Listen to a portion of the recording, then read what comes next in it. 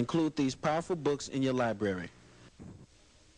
The Holy Quran, Maulana Muhammad Ali translation. Special Spokesman by Brother Jabril Muhammad. The Secret Relationship Between Blacks and Jews by the Nation of Islam Research Department. And the following titles by the Honorable Elijah Muhammad. Message to the Black Man, How to Eat to Live, Parts 1 and 2.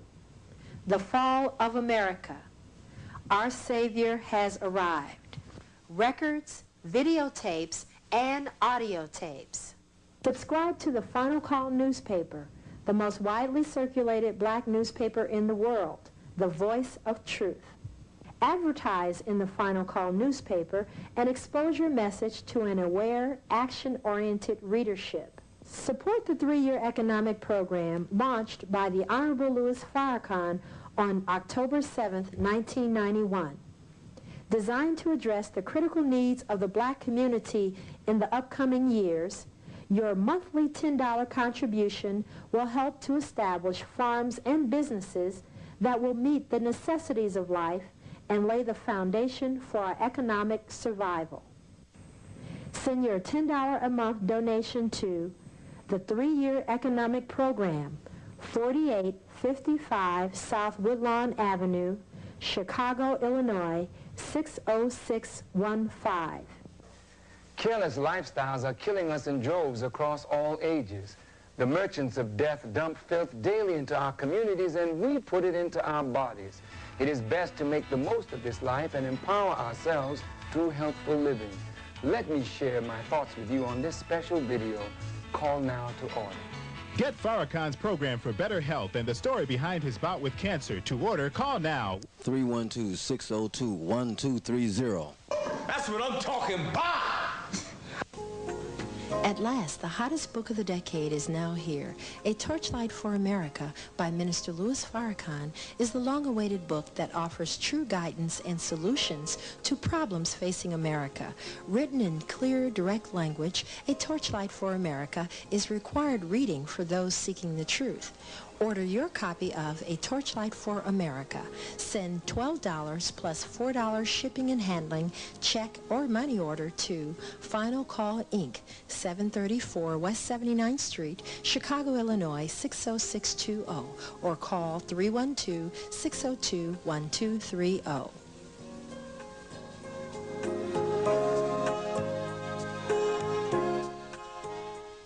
Minister Louis Farrakhan, the man that tens of thousands come to hear all across America, presents his first ever women's-only address. You are a greater treasure than any treasure that can be found in the depth of the sea. Make check or money order payable to Final Call Inc., 734 West 79th Street, Chicago, Illinois, 60620.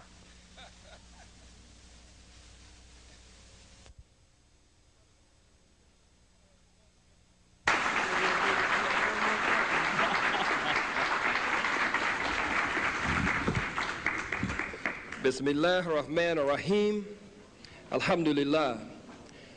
I bear witness that there is but one God, and I bear witness to Jesus and Muhammad and all of the great worthies who came in the great line of divine. We prepare and begin this particular session of our meeting as the minister is now arriving in the name of Allah and in the name of his messenger, Muhammad. Brothers and sisters, as we prepare for the minister, we have to understand that we are now embarking upon the beginning of the teaching of the Honorable Elijah Muhammad for this period and dispensation that is to take us higher and higher and to take us closer and closer, that we might come, as the scriptures say, face to face with God himself. So tonight the minister is going to take us into Yakub's history. As he comes in, before we prepare for Yakub's history, just a word about the man who is coming before us to take us into Yakub's history. For the minister is charged and commissioned by the Honorable Elijah Muhammad to fulfill and complete his work. And as a young boy, the minister, with his uncle, as a young boy, studied the condition of black people and was born in the year 1933. May 11th, 1933. This is the year and around the time that Master Farad Muhammad was getting ready to leave his student, the Honorable Elijah Muhammad, here impregnated with the divine truth and message that no other man had ever been given before. And he told him that he was leaving him with the hardest job that any man had ever been charged with before. This is what Master Farad Muhammad told the Honorable Elijah Muhammad. Around that time that Master Farad Muhammad was getting ready to leave his student, Elijah Muhammad, Minister Farrakhan was born into the world. Born into the world at a time when the atmosphere was right and a union had taken place between the great Mahdi, Master Farad Muhammad, and his divine warner and man in the midst of the people, his guide, his leader and teacher that he would leave for the people. That union was being consummated. That union was being completed. Now that's his physical birth. His spiritual birth was in the year 1955.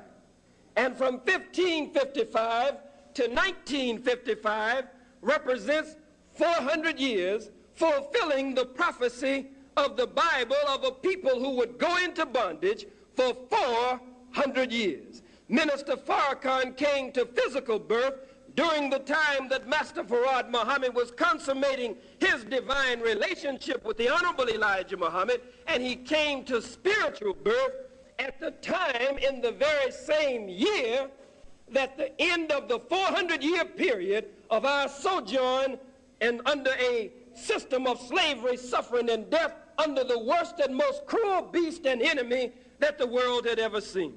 So that's a physical and a spiritual birth.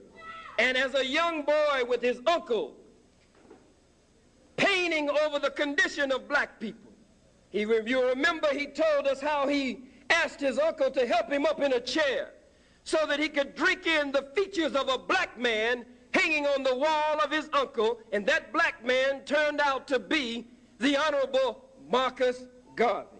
He says that he cried that day, just as a young boy, because he wanted to make a people and see a people unlike the people of his forefathers who had been under the yoke of oppression and bondage of the white man, and under the yoke of oppression and bondage of an immoral, indecent, and unrighteous system of things that had existed throughout the earth. So he wanted to see a new world order. And he was born, the point that I'm coming to, he's a child that was born with a determined idea to make a people unlike the people that his father and his forefathers had been before him. He was born with a determined idea, and that idea was nurtured and nourished. And ultimately, it grew to the man and the stage of today that we see him in and the plane that he is on, a man who now is studying the nature of the black nation, the nature of the black man and black woman after having been prepared by the Honorable Elijah Muhammad. And under his spiritual microscope, he's studying that germ of life, that atom of life in the nature and the makeup of the black nation, the black man and black woman, that it might be isolated, driven to its last stage, not in the negative direction, but driven to its last stage in the positive direction, that as one who came over 6,660 years ago was isolating a germ and driving it to its last stage in the negative direction to make a devil, he is charged with the commission today to complete the work of the Honorable Elijah Muhammad and drive it in the positive direction to its last stage, that a new people might be born and a new people might come into existence. The minister has arrived, and I'm sure he is on his way. and we are all anxious to hear from him on this very timely subject. We get this subject from Message to the Black Man, the great and illuminating book of the Honorable Elijah Muhammad, beginning on page 103, under the heading, The Making of the Devil. I'm sure that he will cover that history and then some, that he will take us into that history and then take us up in that history to a higher plane. Oh, I thought that was him coming through the door. Is he back there? Say to be in a minute. It's hard for me not to begin to teach Yakub's history, but we're all here tonight to be taught Yakub's history, to be taught Yakub's history in a way that those who have studied it, that it ties us in with it closer, and those who have not studied it before, we will hear it from a plane that we have known it before, from others who have fed our growth in the Nation of Islam, even if we hadn't studied it, and from another perspective that will take us deeper into the teachings of the Honorable Elijah Muhammad. And from this man, a new teaching is being born. You will remember, the Honorable Elijah Muhammad said to him, he said, brother, if you are faithful while I am gone, I will reveal the new teaching through you. This note says that the minister will not be here in a minute, but that he will be here in a few minutes.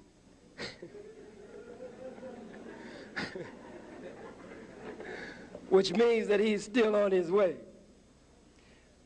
But for an old pro and a veteran, 10 more minutes to keep from going into the subject, staying away from the subject completely, and yet holding your attention until he arrives shouldn't be much of a problem with the blessing and help of Allah. And you look very pleasant anyway, and you're encouraging to me now that I know I have 9 extra minutes in addition to that 1 minute that I thought I had. But brothers and sisters, the Honorable Elijah Muhammad said to the minister, he said, if you are faithful, I will reveal the new teaching through you when I return. He said, what I have given to you, brother, is but a wake-up message. And in the Bible, Peter is told by Jesus, he says, Satan, the devil, desires you, and he wants to sift you as wheat. But in the scripture, it goes further to say to him, but I have prayed for you, that your faith will not fail you altogether, and when you have returned to me, go and strengthen your brethren. The minister is charged with that today. He has been faithful through the night. We all bear witness to that. Or do we all bear witness to that? I bear witness to that. Do you bear witness to that? He has been faithful through the night, and the new teaching is to come through him. A new teaching that is to make a new people. A new teaching that is to be placed at the cornerstone of a new world order. And before there can be a new world order, there has to be a new order of thinking, a new order of acting, a new mode of conduct. And that is the mission that Minister Farrakhan is charged with. So again, he has us under that spiritual microscope, studying that germ of life or atom of life in us, the black nation. And under that microscope, we here from the Final Call building are beginning to see better and better and clearer our position and our condition, where we have come from, where we are, and where we are headed in this new order that is being established that will place us at the cornerstone. Brothers and sisters, as the minister comes, what I would like to do, because I was prepared only to open up for him maybe 2 minutes, bring him right on. And I never like to just rap, you know what I mean? Or just talk. because this is a very serious work. I cannot take you deeper into what we have come for, because that is what I am here for, and that is what you are here for. We're all here to hear that from him tonight, to determine the depth that he will take us and the height that he will take us in this subject on Yakub's history. I wish I could actually open up for certain basic comments and questions at this point. I'm hoping that he is going to have a question and answer period after his subject tonight. And I'm going to ask him or attempt to pass him a note requesting that, because several of you have come to me asking that we will ask the minister for a question and answer period. It is conceivable that we may even do in the near future what we have done in the past. And that is where the minister has actually, from New York he did it especially, where he would take the entire radio broadcast and just answer questions and open up the lines to the public. And the public would just call in.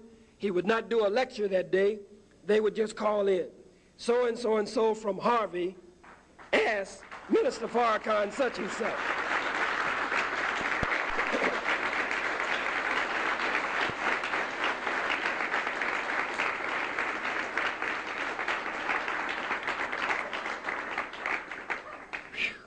So I don't have to fight with this cold any longer.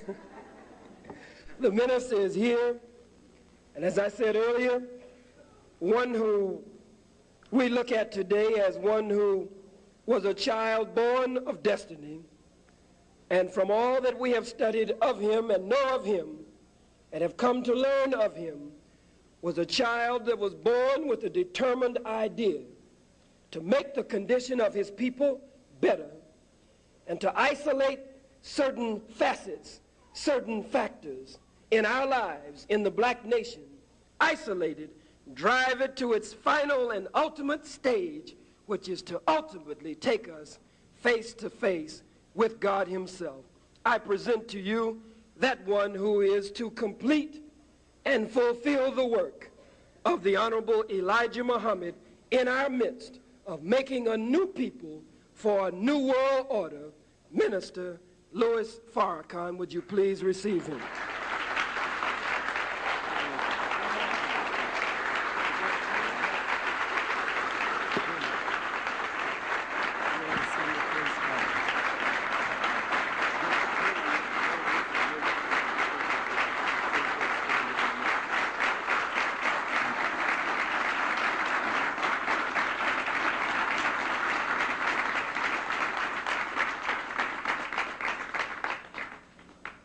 In the name of Allah, the Beneficent, the Merciful, I bear witness that there is no God but Allah, and I bear witness that Muhammad is his messenger. Dear brothers and sisters, I am very thankful to Allah for the privilege of looking into your very beautiful faces once again. Thank you so much for coming out. My goodness, they're up on the third balcony. Thank you very much. Tonight, I want to talk with you. It's a very serious night. I have some very serious things I want to say, and some very serious things I want to do. We don't need the air conditioning on, do we? We do? Is it that hot? Just turn the heat off and open the windows a little bit, but don't put the air on. Because I have a cold and some others in here. I don't want you to get sick. But I thank Allah that there's some heat in here. This fella that ruined the boiler for us, whoever that person is, thank you.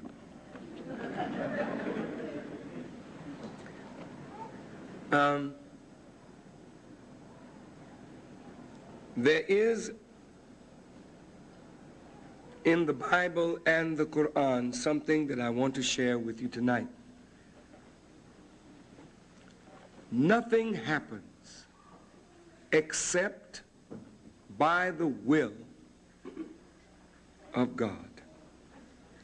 whether that will is active, meaning that God actively sets it into motion, or he permits it to come about, nothing happens except by the will of God. So the first verse of the Holy Quran reads, Alhamdulillah, all praise belongs to God. So we can say that God is the ultimate cause of all things. The things that happen in our lives that are not good, God still is over and responsible for those things. Is God responsible for evil? Yes. He is not evil, but he has to take the responsibility because nothing happens except by his permission. So the Quran says of the attitude of a really righteous person, whenever a misfortune comes into their lives, they say, we are Allah's. We belong to him. He is our patron, and to him is our eventual return. In all of our lives, there are things that happen that we don't have any control over, and they're not always good. In fact, some things that happen in our lives are pretty evil. Sometimes we get so hurt, we question God and ask him, why? Why this terrible thing in my life? I mean, if you're such a righteous God and such a good God, why would you allow or permit such evil to come into my life? Or maybe you're not a righteous God at all, we think sometimes, and maybe you're just not worthy to be served because you do so many evil things to people. You allow so much evil to come into the world. Maybe you didn't think like that, but there are a lot of people who do think like that, and at some point you may have thought like that too. But the correct attitude, the Quran says, when a misfortune befalls you, you say, well, God, this is terrible, but we are Allah's. I am Allah's. And whatever he brings into my life, I know that ultimately Allah is the God of righteousness. He's a God of good and not of evil. So even this evil that has come into my life, if I am patient and with firm resolve face it, the end will make me better than I am now. Job is a good example. Job was a righteous servant of God, but God turned Job into the hands of Satan to try him. Evil then came into Job's life. Is that right? Job lost his family, he lost his wealth, he ended up losing his friends, his wife, his health, but he wouldn't curse God. He said in essence, God, I am yours. And I know that trouble won't last always. I'm going to wait until my change comes. So he held on to his faith in the ultimate goodness of God. And in the end, he came out better than he was prior to this great evil or trial that came into his life. I want to establish the fact that God is responsible. But we don't like to charge God. but yet he's responsible. You say, but the white man made us a slave. I say, but God is responsible. But the white man lynched us. I said, but God is responsible. You said, but the evil that this white man poured on us for 6,000 years, I said, but God is responsible. Now, if you don't have the courage to look at God, then how can you grow into the wisdom of God? If you don't have the courage to say, well, I know this is a creature. He ain't creator. And this creature is raising hell on the earth, and we are suffering because of this hell from this creature. So we have a tendency to look at the creature. Let's look past the creature to the creator. And well, God, why you bring this into our life? I mean, is there something wrong with you, God? Have we done something to displease you? I mean, we catching it. We know that the white man been doing this a long time, God. And evidently, you must approve it because you keep him in power to keep raising hell. I want to know, God, what's wrong with you? Or is this part of some plan or something that I don't know nothing about? Maybe you can break me in on it. Give me some understanding. Then maybe I can accept this evil and say, God, I'm yours. And whatever you bring,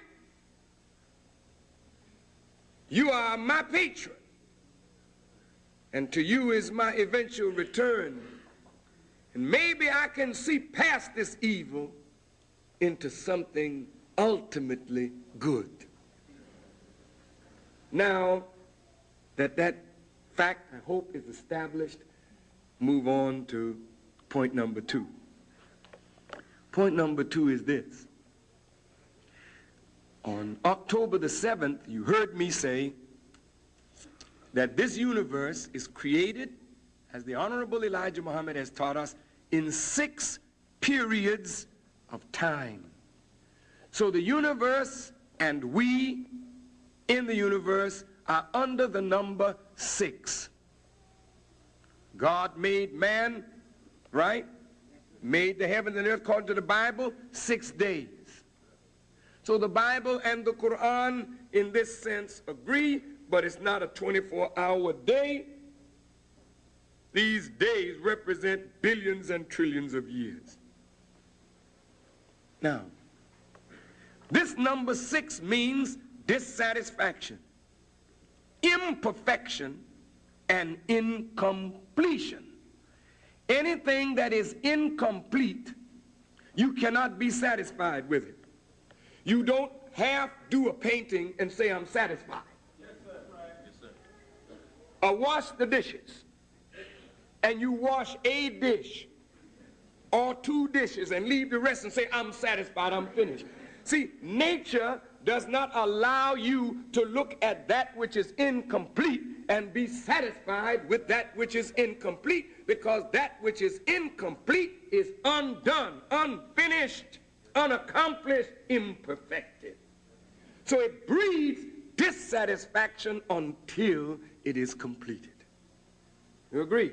Yes, sir. Dissatisfaction is the mother of change. You want to change? You don't want to change if you're satisfied. If you are satisfied, then that dissatisfaction nurtures a mental attitude that brings about a desire to change the situation that we're dissatisfied with. Is that correct? Yes, sir. All right. If that fact is true, yet Allah says in the first verse of the Quran, Alhamdulillah Rabbil Alameen. Praise belongs to God, the originator of a creation and the nurturer of that creation, making it attain stage after stage until it reaches its eventual perfection. So God's will then is that all things be perfect. The New Testament says it like this, Jesus speaking, "Be ye perfect, even as I am perfect." So Jesus, acting from the will of God, is using these words that are the creative words that God uses throughout creation, kun fayakun, be, setting it in motion, and in time it is. So God wants perfection. Now then, he puts you in a process. Listen. That process that brings about perfection is not ease. Come on now. The process that brings about perfection is a process of growing more and more into a deeper and deeper knowledge of self. For he who knows self knows God. He who knows God knows self. So a perfect knowledge of self is the prerequisite to becoming a perfect human being. When you and I are made perfect, then from our minds a perfect world can emerge. And when we have a perfect world, we have a world without end. Because perfection is perpetual motion. Perfection is motion devoid of friction. Perfection is perpetual motion. You follow? Yes, sir. Everything in the universe is dying. The scholars and scientists agree. The sun is dying, the moon is dying, the stars are dying, the earth is dying. Everything is dying. Why? Because it is imperfect. The motion of its activity and the friction, because of the imperfect design of it. The wobble in the earth, it is oblong and not round, creates a friction. But the law that it obeys minimizes the friction, therefore death comes exceedingly slow to the planetary world, you see? But nevertheless, dying is inevitable.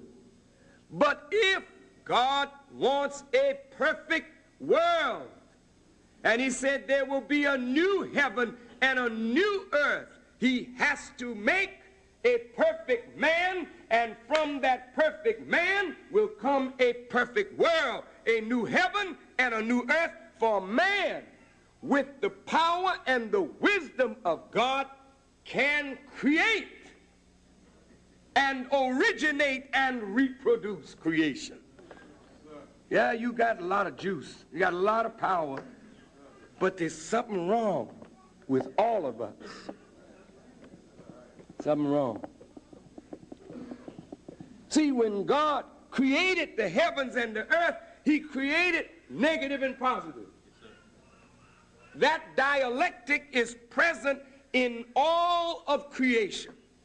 And it is that dialectic that keeps everything in motion. What some call the yin and the yang, or whatever they call it, it's this pull. It's a constant friction. It's in your life.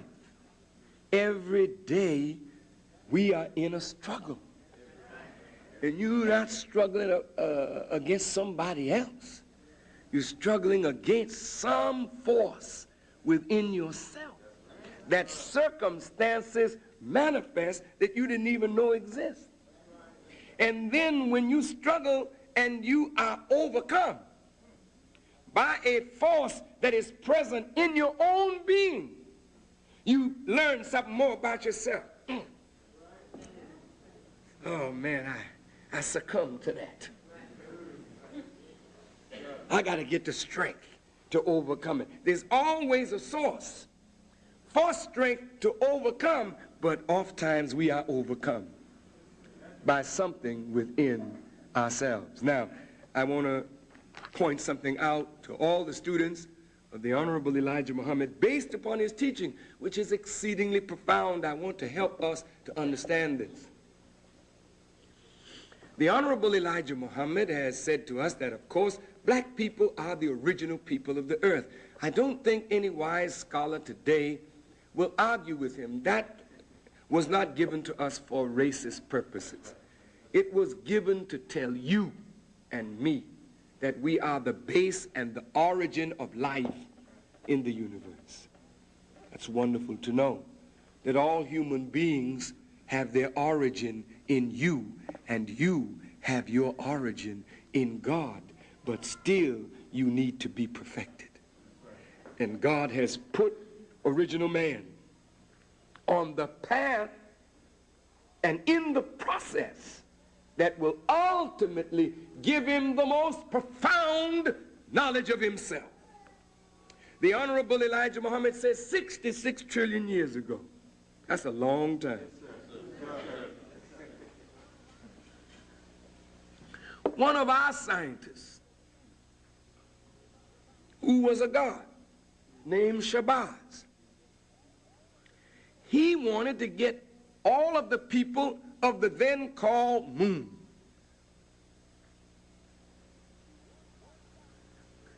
to speak one dialect. He couldn't do it.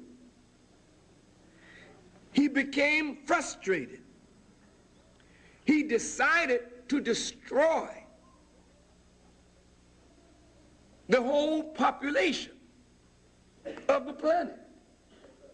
He drills a shaft in the then called moon, according to the teaching of the Honorable Elijah Muhammad, 2/3 of the way into the planet. He drills a shaft and fills it with high explosive. Now look at this. Now he's a wise scientist. Now surely Allah saw it.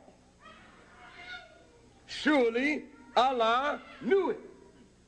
This man is going off. Well, he's a great scientist. Yeah, but he's going off. This fool is drilling a hole in the planet. You don't drill a hole into the planet nearly 2/3 of the distance and nobody know what's going on. Especially if you're a foreseeing, foreknowing God. You say, oh, what is he doing? The God evidently saw it and said, yeah, this is pretty bad. Now, this man's going to fill it with explosive, set it off. This is going to kill a lot of people. Yes, God said, let it be. Yeah, but wait a minute, God, what are you doing? Don't you love life?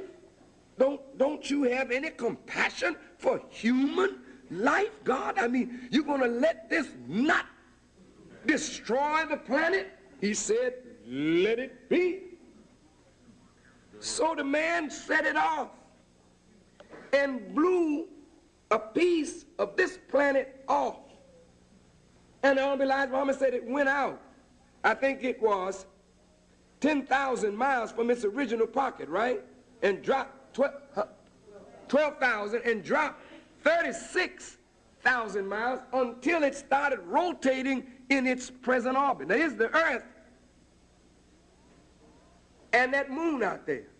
All the water from that part fell on this part. So you have, when you look at the moon, you see these tremendous, caverns in the moon, craters in the moon that show that if you could empty all the water from the earth, you would see a great crater where the Pacific Ocean is, a great crater where the Atlantic Ocean is, a small crater where the Mississippi River is and the Amazon River, and all these great oceans and rivers would be craters in the earth. But when you look up at the moon, you see craters in the moon showing that the moon once had water, but now she has none. So the earth is 3/4 water and 1/4 land. So 3/4 of our surface is covered with water. The moon has none. Now that's a terrible thing for God to do or allow to be done. But the Honorable Elijah Muhammad said it happened. Well, I began to study that. And I said, now, one day the Honorable Elijah Muhammad said to me, he said, the wisdom of the black man is so great that his own wisdom is a checkmate against self-destruction. He can't kill himself, even if he tries. So anytime the white man thinks about destroying black folk, that's a lost cause. That's just not going to happen. He'll kill a lot of us, but he ain't got enough juice to kill all. That just will not happen, has not happened. Greater and wiser people than him have tried this before, and it don't work. But what is the lesson that God is teaching? There are forces in us that we've got to learn to handle. And one of them is frustration and disappointment over your inability to do something that you want to do. Ah, come on, let's reason. Let's look.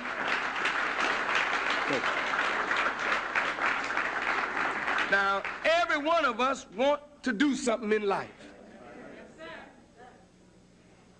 Every one of us feel at some point, I know this is the right thing to do, I can do it, I've got the ability, and it's going to be done. And you sink all your resources and your time, and all of a sudden, it don't happen.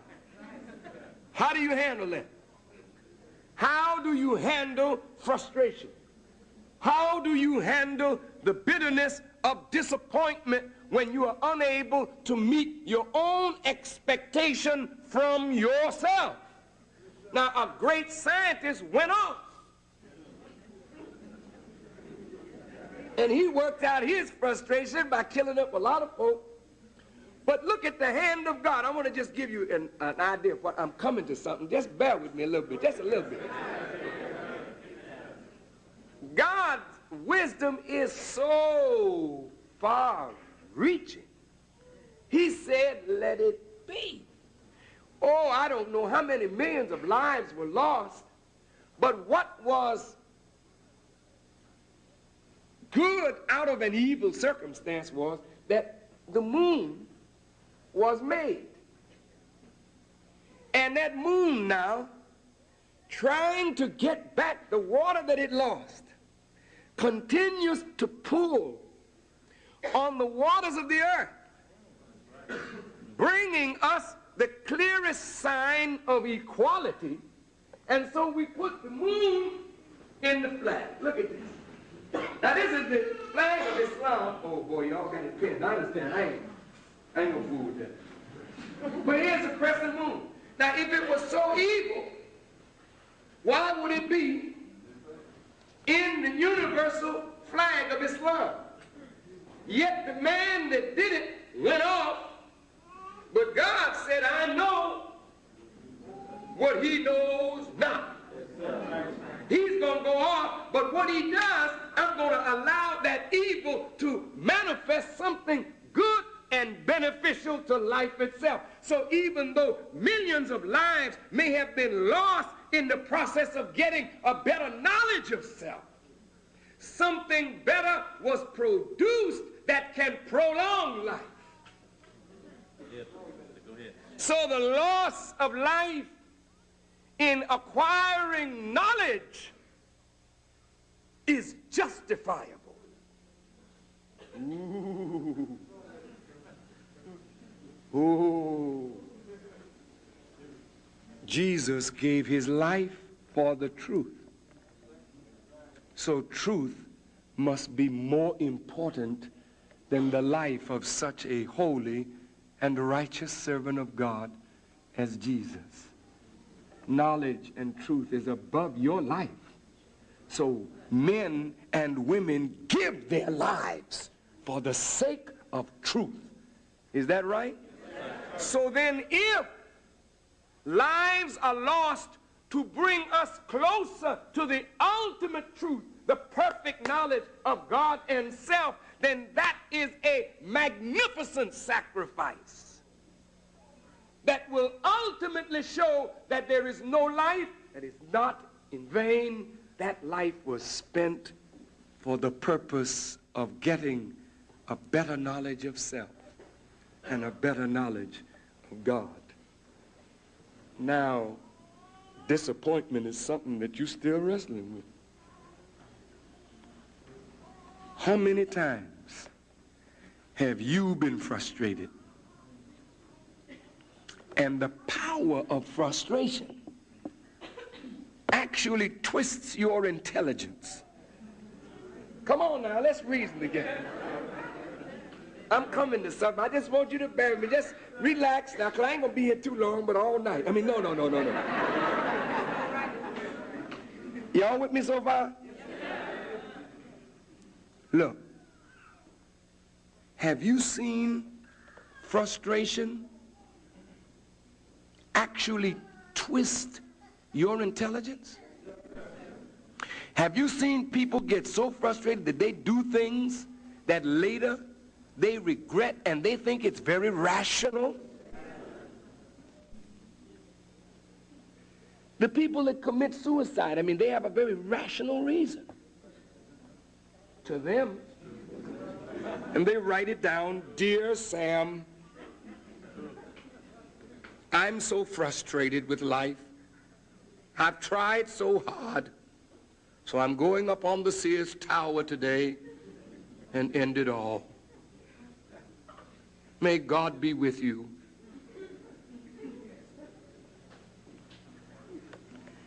And here's somebody jumping off into a law of gravity that they can't defy. A law of falling bodies that fall at 32 feet per second. Every time a second goes by, it multiplies 32 feet. And this man is coming straight for the pavement. Rationally. Rationalize his life away to show you what disappointment and frustration of your own goals and objectives can cause you to twist your intelligence, and you become a maniac, a fool, because you couldn't handle disappointment. You couldn't handle the frustration of your will, your desires. But if only we could say, "I am Allah's." And maybe, "Allah, this was not meant for me. Help me to see what is. But I'm yours and you are my patron, and to you is my eventual return. I'm going to hang in here until my change comes." You understand what I'm saying? All right, now.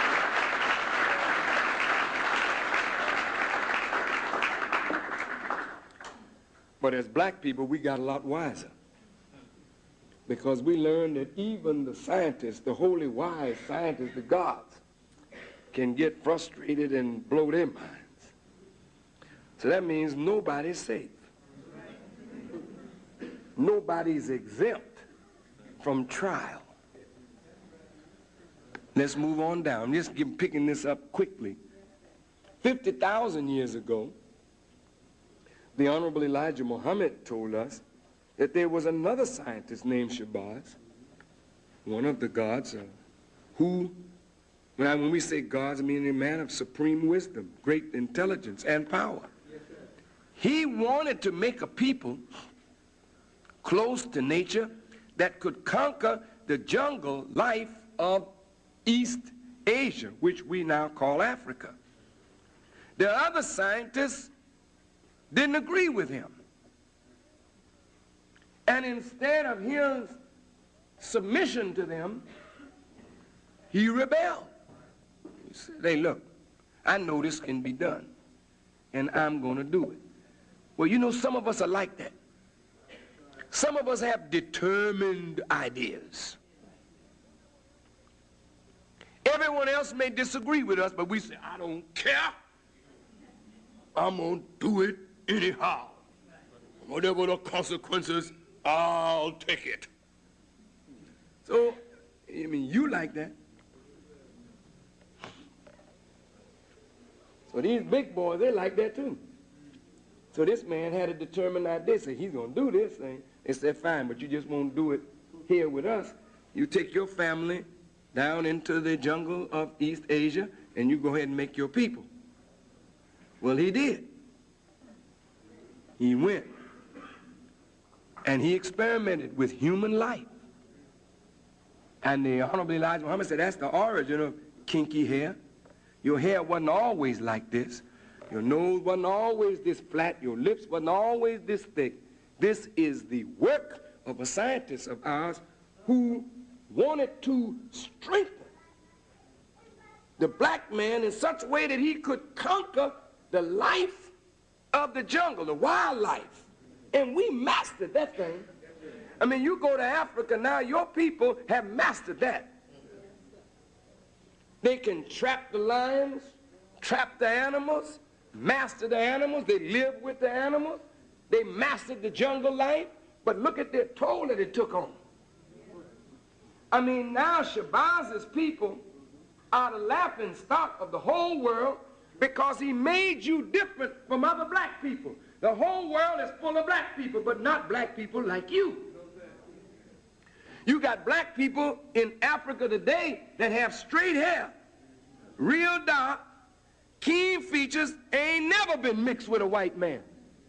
And those black people that you will find in some parts of Africa, in some parts of the Middle East, in some parts of the Indian subcontinent, they look at what is called the African black man with disdain.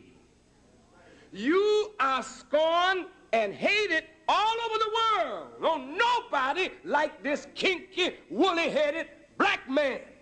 Did you hear me? Yes, sir. Not only white people don't like you. Nobody likes us. Yeah, and that's the worst part. We don't like ourselves. But that's a fact, brother. Don't nobody like us. You go into the islands of the South Pacific, those are dark people. They don't go for you. I know sometimes it's nice to feel that you're loved by everybody. Because, you know, dark people outnumber white people on this earth 11-1. But all the dark people of the earth are not of the tribe of Shabazz. They are not of this tribe, this woolly-headed fella. Now, this woolly-headed fella, he's stretched out from Africa into the Isles of the Pacific, into the Caribbean. He's everywhere, but wherever he is, he's in bad shape. There's no place that that boy is that he's in good shape. He's in bad shape. And he's in need of resurrection. But what Shabazz did, he produced something. Even though mentally we lost in this. We lost, when I say mentally, I mean part of the beating for rebellion is lack of guidance. Doesn't mean that your mental capacity is destroyed, but you don't have the guidance to build civilization. That's the point. I mean, we suffered from this, and the Honorable Elijah Muhammad said, we have not had our day as black people in 50,000 years. But what kind of people did time produce? See? So God said, I know what you know not. I'm going to let it be. But what I'm going to produce in this letting it be is a people that are the strongest of the strong. There will never has been a people as strong as this woolly-headed black man.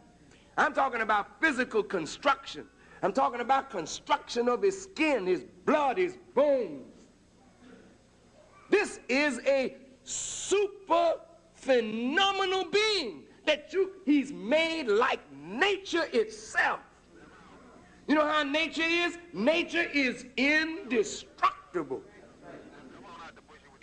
You trample the black man, just crush him. Blah, blah, blah, blah. He come right back at you, boom, like spring, you know, next year. He pops up like winter never was, you know. I tell you the truth, brother. I heard you had to pay this in a long time. Has undergone and could undergo what you and I have undergone to prove the wisdom of God, that you are made physically a superior people.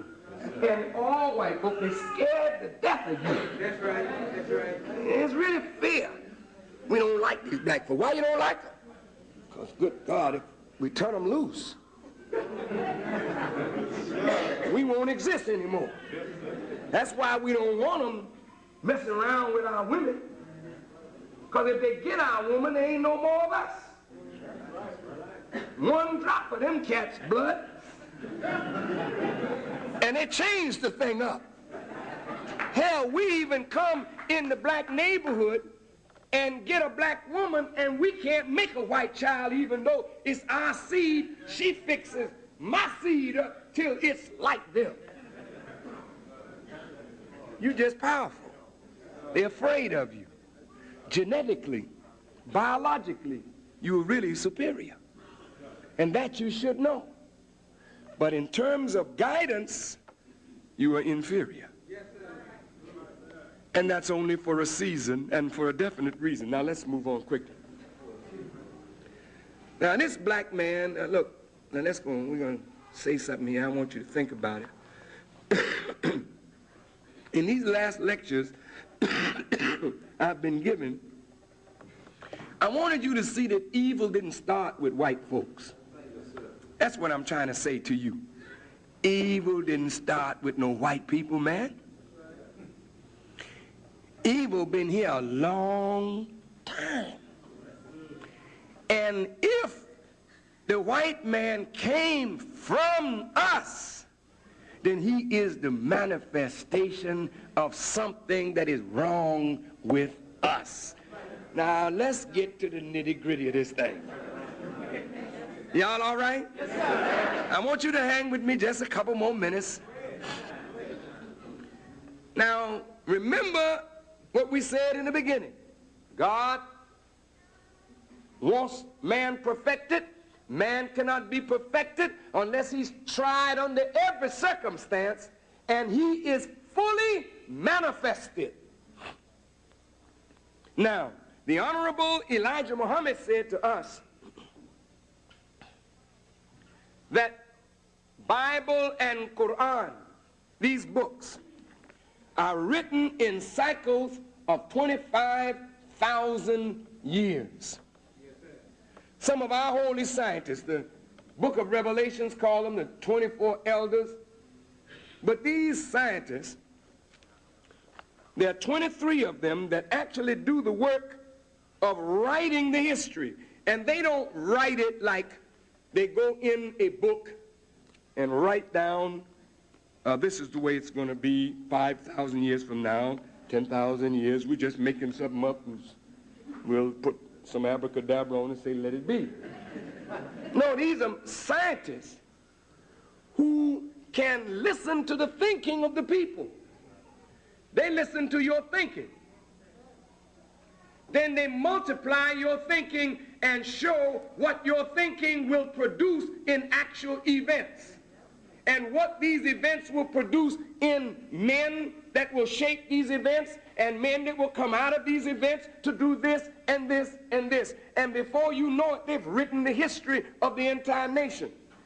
One time I was with the Honorable Elijah Muhammad, and somebody asked him, well, how can they see that far? He said, do you see this pen? Can you see this pen? Yes, sir. How many pens do I have? One. Okay. Can you see two pens? No, sir. Come on now. This pen is what you can see. With your mind's eye, can you multiply this pen and see two? Yes, sir. Can you see three? Yes, sir. Can you see four? Yes, all you had to do was start with one then all you do is keep multiplying and you can see as many as you wish to see. What makes you able to say to your boy, boy, if you keep that up, this is going to happen to you. You ain't no prophet. What were you using? Come on. Mathematics. You were multiplying his action and his thoughts, and you can see what those thoughts and those actions were going to lead to, and you can predict events that's going to take place in the child's life, and you say, boy, you better watch yourself. Huh? Well, if you can do it on your little level, what do you think the holy wise scientists can do who can listen to populations think and know what their thoughts will produce and write the history that we call Bible or Quran for 25,000 years into the future? And when a portion of that book is to be revealed, one of the major scientists, either in a vision or a dream, or they come directly to the person or the prophet that is to correct the situation and give them a piece of the writing called scripture. These books are written in advance of what happens. And they're not written by people who don't see. These people who write Bible and Quran, they know what's going to happen. And you can't make them liars. They can see.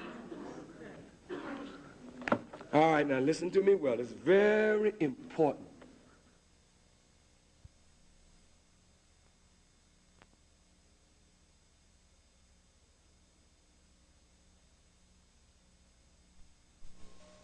And you can't make them liars. They can see.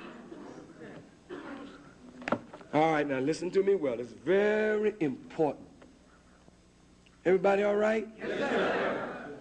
I'm trying to move as fast as I know how, but covering the point.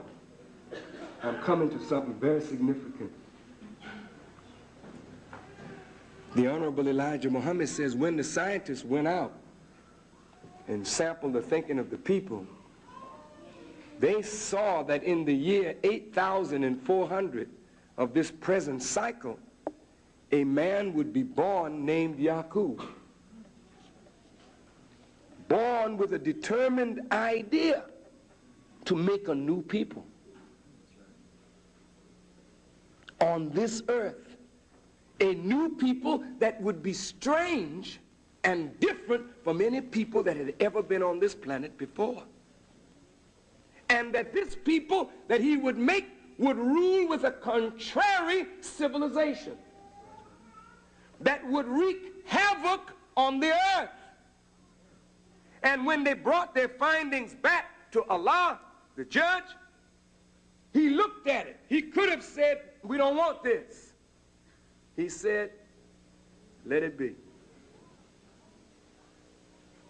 Why are you going to allow all this suffering? Because it's going to manifest human nature to its fullest, and it will test the people under evil to see whether evil is as productive in their lives as good.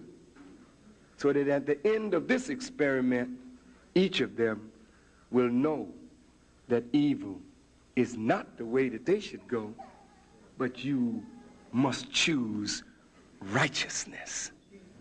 And the only way you will choose righteousness voluntarily is that you must suffer enough under evil, but the evil that you see in operation, ultimately you must come to know that it springs from yourself. And then not only will you call for the destruction of this evil world, but you will call for the destruction of the evil in yourself that this is the manifestation of. Then you are ready to be made whole, perfect. Yakub was not wicked. Yakub was born with a determined idea. Stop right there. Determined, past participle. If he was born, he didn't determine the idea. other man had nothing to do with it. So what the hell you blaming Yakub for? Somebody bigger than Yakub had determined that he was the one to be born out of the dissatisfaction of the masses. 30% of them were dissatisfied, to bring about a change that would affect the entire earth. So a child was born genetically prepared to do a work that would shake the entire world. His name was Yakub, a black scientist. And that young boy at 6 years old saw, as he was playing in the sand with two pieces of metal, he saw one attracting the other under its power. And he said, when I grow up, I'm going to make a people unalike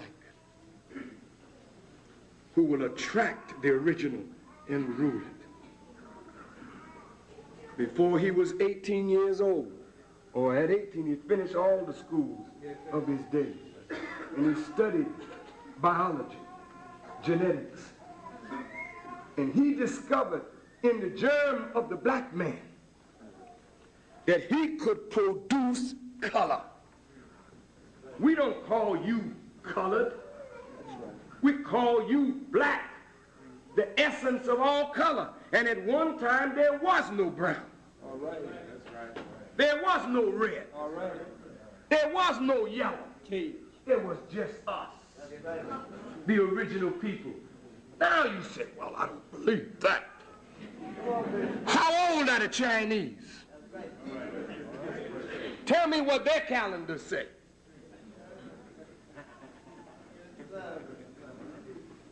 How old are the Japanese? Tell me what their calendars say.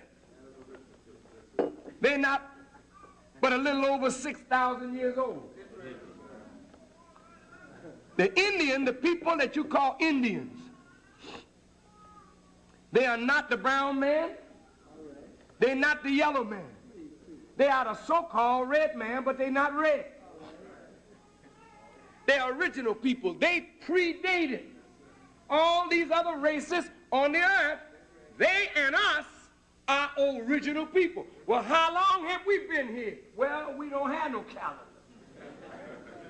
You don't go among the Indians and ask them, where's your calendar giving us your birth? He said, I don't know. I just been here. With the earth, with Mother Earth and Father Sky. I just been here. Where's your birth record, black man? I don't know. Nothing about no birth record for me. Ever since I came into consciousness, I was here, and before me there was me. The sun don't show my beginning, because I am a people that was before there was a sun. Before there was a moon and a star, I, the black man, was. And I am, and I shall be. There's no end to me. I am from the beginning, from God. I am his first act of creation.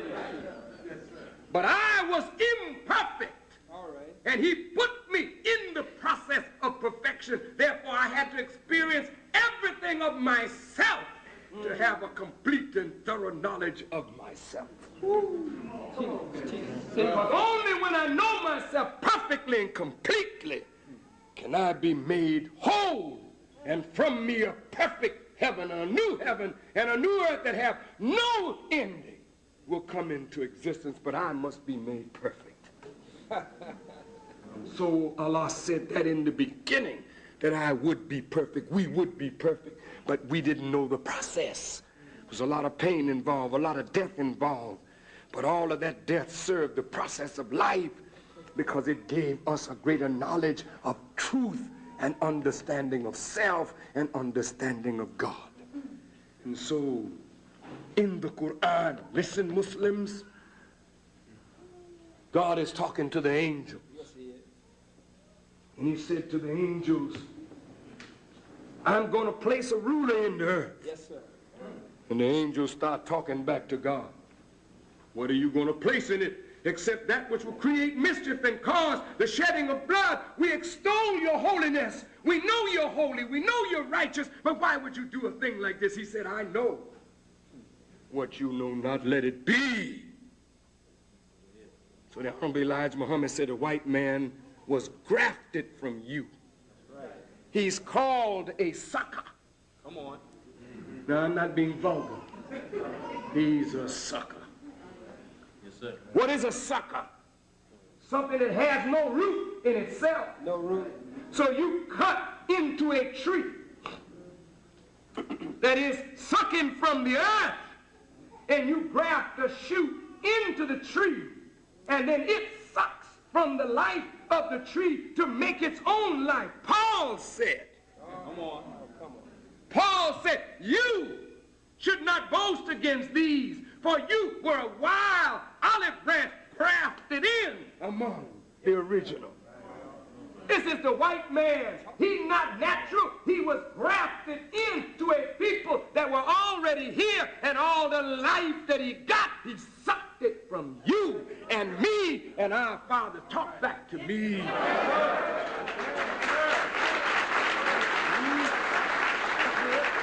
Yeah. He's a sucker. And he sucks today. Where's there some life for me, I'll go suck it up. Niggas got some knowledge I want, I'll go in and suck from them. And he draws from us till he gets strong. And then he boasts against the thing that he sucked from and gained his strength. Yeah. He was living up in Europe. That's right. Eating the bark of trees. Eating juniper roots. Eating flesh raw. Laying around with the dogs. If there was 2 of them, the dog was the third. If there were 3 of them, the dog was the fourth. If there were 4 of them, the dog was the fifth. I'm talking about the Caucasian.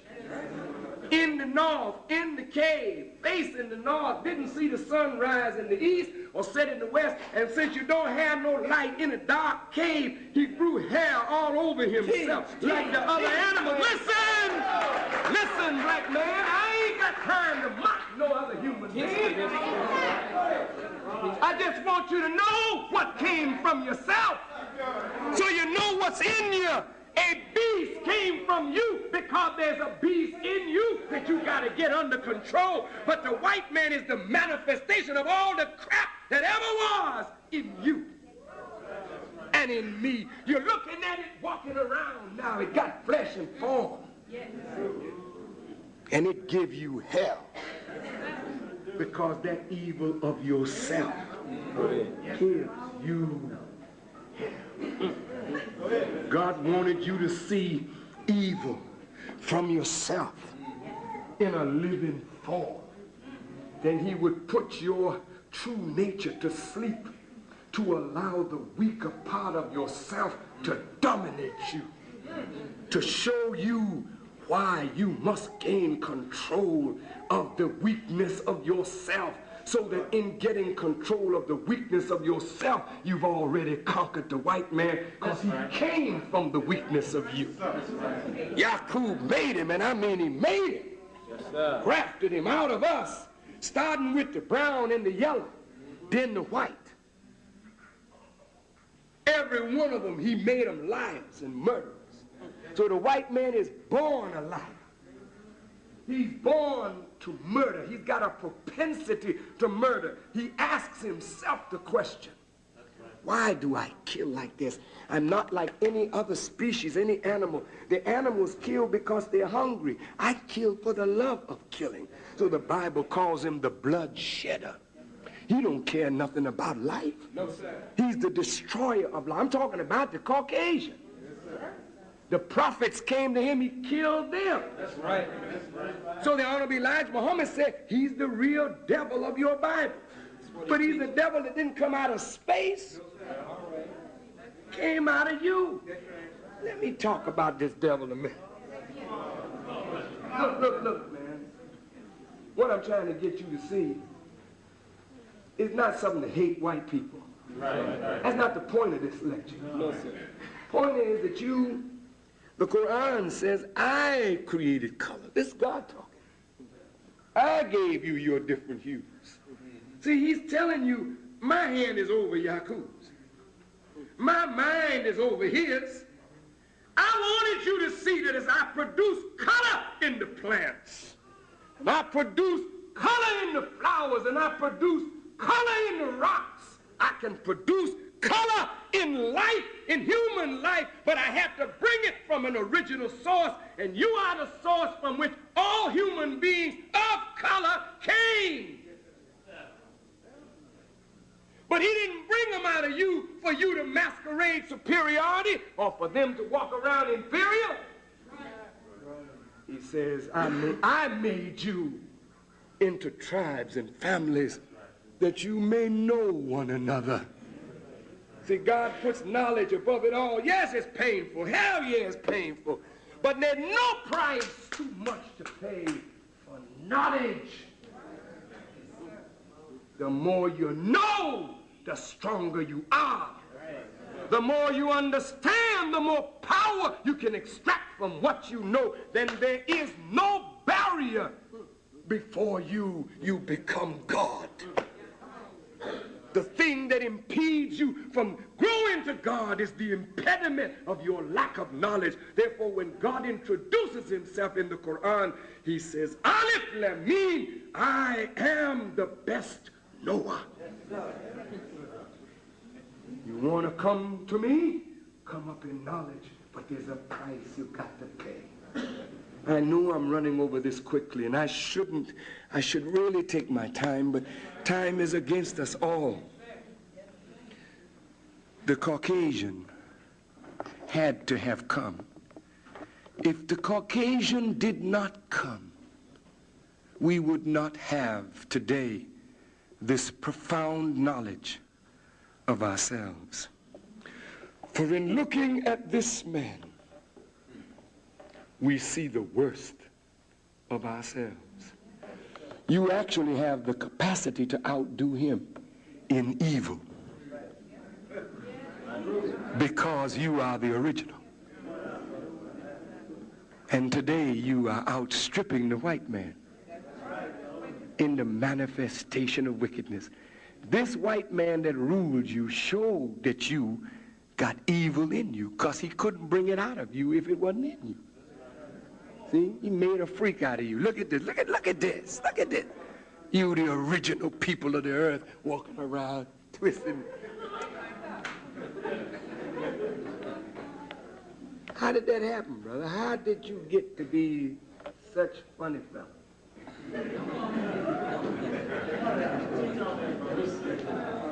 It's because that's in you. How did you get to be a lesbian, sis? You can't bring it out if it ain't in. How did you get to be a liar, a thief, an adulteress, a fornicator, a murderer, a backbiter, a slanderer? You all of that. We all of that, right? How did you get that way? Unless it was in you. The white man brought it out. He gave you a civilization where it's easy to be wrong, hard as hell to be right. Is that right?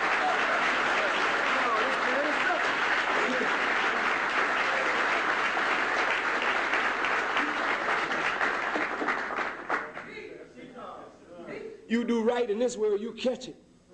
You do wrong, hey, people, help you out. Hey, man, I want to do wrong, I'll help you. You want to rob a bank, I'll help you. I'll help you plan the job. I know that business. You want to do right, oh, nigga, get out of here. This is the world, man. You the people of God. But you turn completely inside out. Where heaven is hell, and hell is heaven to you. When death is life and life is death, you've been turned upside down. This is to prove that if you allow the weakness of yourself to get dominance over you, it will turn your knowledge upside down. And even though you think yourself to be intelligent, you will begin to act like a fool because you submitted to the weaker part of yourself. Now let's deal with a few things. Y'all all right? Yes, sir. Feeling pretty good. Now, wait, now, we're at the end now. We're at the end. I just want you to bear with me. Look at these words in the Quran. Do you know that the Quran, my sister Tanetta Muhammad and I were wrangling over this morning at about 5 o'clock. over coffee, we were talking about the angels, Iblis and Shaitan. All these names that the Quran uses. These are not names of people. No. These are names of qualities in human nature that are forces that need to be controlled. Listen to me, please. God, talking to the angels, he said, I'm going to make a man. They say, fine. He makes a man called Adam. This is the Quran now. And he teaches Adam all the names and says to Adam, go back and ask the angels their names. And the angels couldn't answer. He said, well, Adam informed the angels of what their names are. And Adam went to talking to them, and he said, did not I tell you that I know what you know not in words, and I know what you manifest and what you hide? And look at the words. I know what you manifest and what you hide. He's talking to angels. He ain't talking to men. Angels are men of a high level, but they have things in them that are hidden even to themselves. And I got to walk and talk because this thing is powerful. Look here.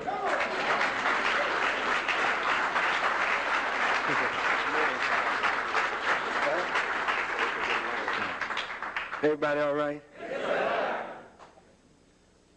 Listen. He says, angels are human beings, but they're human beings who have mastered certain realms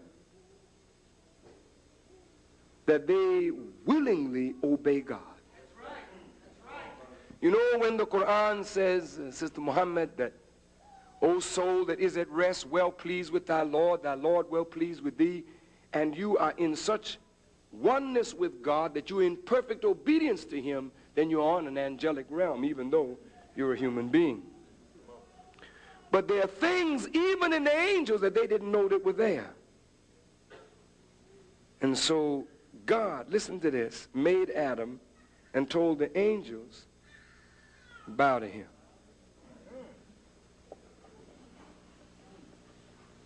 Now, you can interpret that many ways. I'd like to give you some thought on it.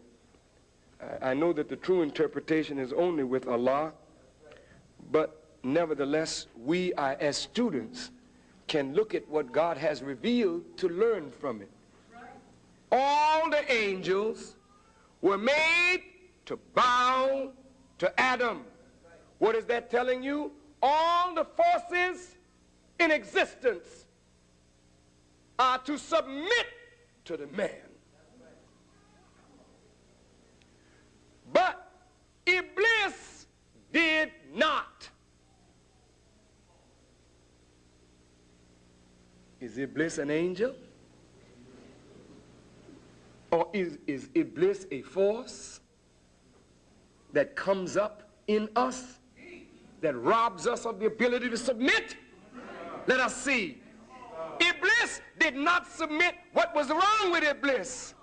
Iblis was one of the proud ones. Uh-oh. That's a force that can mess up your life. Come on now. When you get proud. See? Somebody praise you. Oh, ain't you something, man? You. Sister, you so beautiful. Oh, I never seen anyone as beautiful as you. Before long, you begin to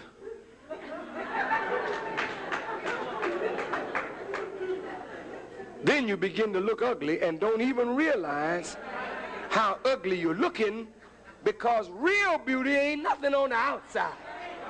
Real beauty comes from the inside, and the real thing, I mean, when you start getting ugly, I'm talking about your attitude, your mind, your spirit, you can destroy all the physical beauty that you have. And you can be an ugly person on the outside and be a beautiful person on the inside, and the beauty from the inside will actually restructure the ugliness on the outside. Now, I'm just telling you the truth. Yeah. Now, wait a minute. Some of you don't think that that's real. But let me tell you something. I've seen men that want to be women. Have you? Have you seen any? They want to be women so bad they think like women. They wake up in the morning. And after they think that way a long time, you look at them, they begin to look smooth, cream puffy like, you know what I mean? Soft and sweetie like. You say, damn, I remember that nigga a few years ago, you know what I mean? That nigga used to lift pianos, you know what I mean? Look at him, he's just as sweet as he could be. Because thought is the power that changes physical reality. As a man thinketh, so is he. Hear that, brother and sister? Now listen, y'all all right? Now here's Iblis. This is a proud dude. God said to him, look here, man. What hindered you that you did not submit when I commanded you? This is God talking. I commanded you to bow down. Yes, sir. He said, well, I am better than he. I'm made of fire while he is made of dust. Now let's look at that. God asked him, what hindered you when I commanded you to submit? See, pride comes right up in your brain, and you can't even hear the command of God. Even though God called you and order you, you tell God, you know what I'm talking about? I can't hear you, because I'm better than this nigga you asking me to bow down to. And let me tell you something, brother and sister, that make a devil out of you quick. And that's why black folk don't ever succeed in organization. Because you always think you are better than those who have been elected or chosen to lead you. Look now, I'm better. Oh, hell, I graduated from Harvard. Even took a course at Scotland Yard. Who is this nigga that I should submit to him? Where's your credentials, nigga? Well, I just have a little word from the Honorable Elijah Muhammad. Honorable Elijah who?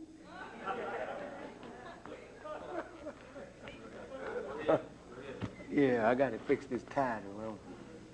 I can't be raggedy. You know pride going before destruction. If I didn't fix it right, just help me. That's the mirror. Thank you, brother. I got a tan when I looked in that mirror, brother.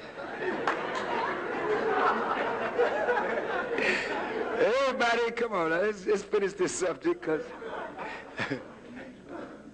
brothers and sisters, look. When you begin to think you're better than somebody, even if God order you to submit, you won't hear God. Pride is a very dangerous force that we all must learn to control, for it makes a devil out of you. And you know what makes pride? When you begin to think more of yourself than you should. You know, I mean, everybody wants to believe that there's somebody, and you are all very special. But you must leave the special place for God. See, See, and if you don't try to get in the center of everything, let God be God. Let him have his place.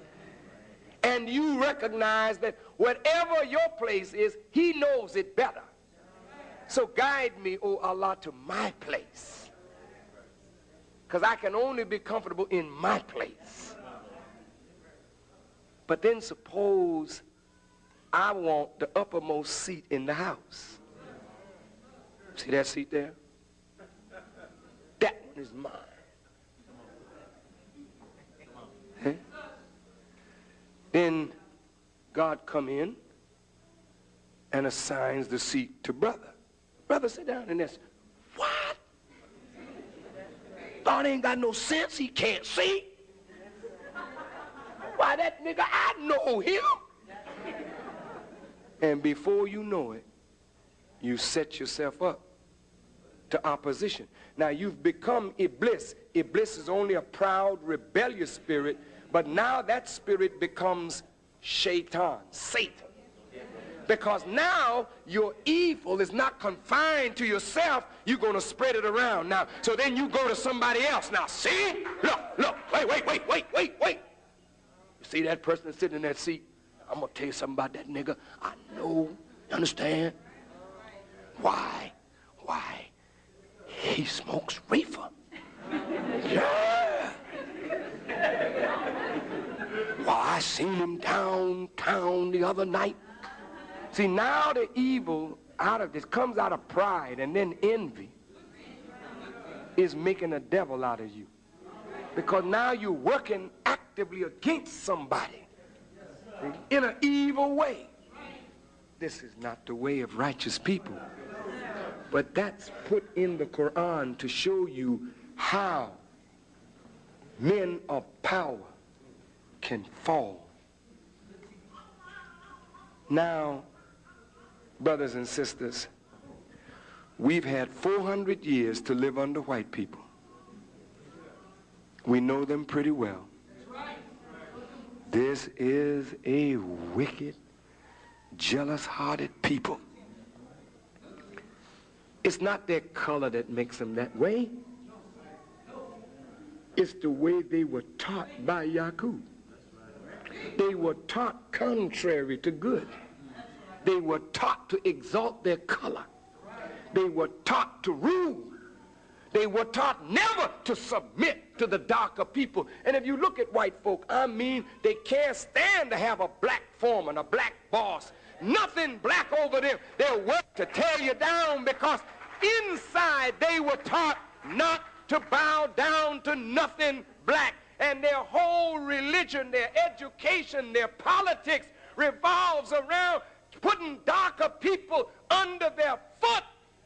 So when you go to Christianity that's taught by white people, even by black people that are under white people, Christianity is a slave-making religion. I'm not talking about the teachings of Jesus. This is a slave-making religion that is to make you bow down to a white God and a white Jesus, seeking a white heaven with some white angels, and you want nothing to do with your black self. That is racism in the name of religion. Huh? When you go to the public school, this is what you're being fed. The superiority, the supremacy of white people over all dark people of the earth. This is their educational system. It is Yakub's mentality, a mentality of ruling the supremacy of white people. This is evil. This is devilishment. Because if white folk are angelic and nothing dark is sacred, then it justifies killing Indians. We're doing God a favor, kill all of them. They're savages, they're heathens, kill them all. And so they can go into Africa. And because of the great wealth in the Congo, kill millions of our people because these are black niggers. They don't have any soul. Cortez and all of them going into Mexico, killing the Indians wholesale. They don't have any soul. And so the police can meet you tonight with just an excuse He pulls out his gun and blows you away because we don't need no excuse to kill a nigger. They were made that way, brothers. That's the worst of yourself on parade. How do you like it? Do you like living under white people? How many of you would like to live under him another 100 years, another 1,000 years? Would you be happy? Well, if you wouldn't be happy living under white folk another 1,000 years, will you be happy living under the manifest evil of yourselves? Then you know a little more now. If this man came from us, he's the manifestation of something that is wrong with the original man. And so, listen now in my conclusion. Jesus comes to make men whole. Boy, that's heavy. Jesus comes to heal on the Sabbath day. See, this Jesus is not a man 2,000 years ago. He's a man that comes at the end of the world, of the Caucasian, but more than that, he comes in the fullness of time because he's born out of the will of the originator who wanted to see man perfect. And here comes a human being born of a woman, and he masters all these forces by God's will and permission, and he grows and ascends into the heavens from death. It don't mean that he died and on the third day he rose again and flew all up in the sky, please. It means that you and I are dead to the real power that we have as human beings. You're not operating on the plane that you can operate on, so you're dead on that higher level. And this is why you say, heaven is my home. I'm going home. Home where? You ain't going in the sky, but you're going up to the higher regions of knowledge and power where you belong. You don't belong on this earthly plane. You got to get on up to higher ground. But that is not dying and flying away. It's taking on the wings of knowledge and coming out of a death-like state where the power of God that is within you is locked and buried. So Jesus said, the kingdom of heaven is within you. Ain't no kingdom to come out of the sky. The kingdom is coming up out of you when you are made awake and aware of the knowledge of yourself, and you rid yourself like the parable of the wheat and the tare that seems to want to choke out the wheat. There's something in you that want to choke out the life of truth.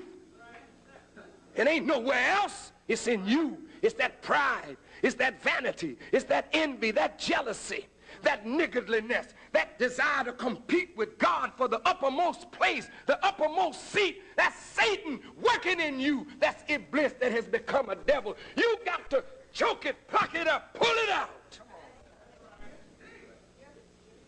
That's what the kingdom of heaven is. It's likened unto a man sowing seeds.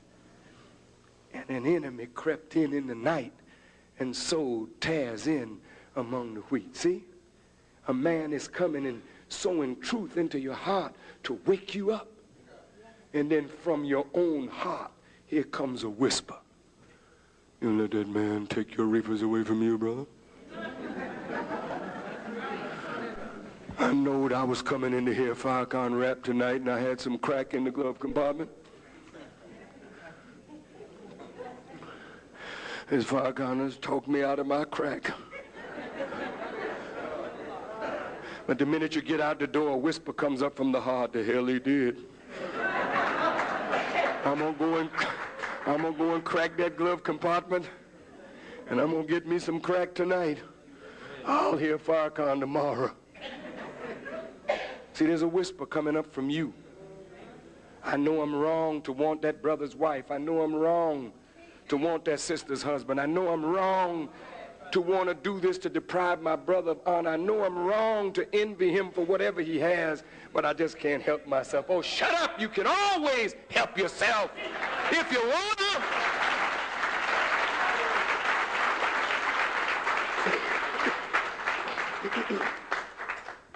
So the Honorable Elijah Muhammad said, you and I are worst enemies. Now that you know yourself and you know the white man, you shouldn't follow him.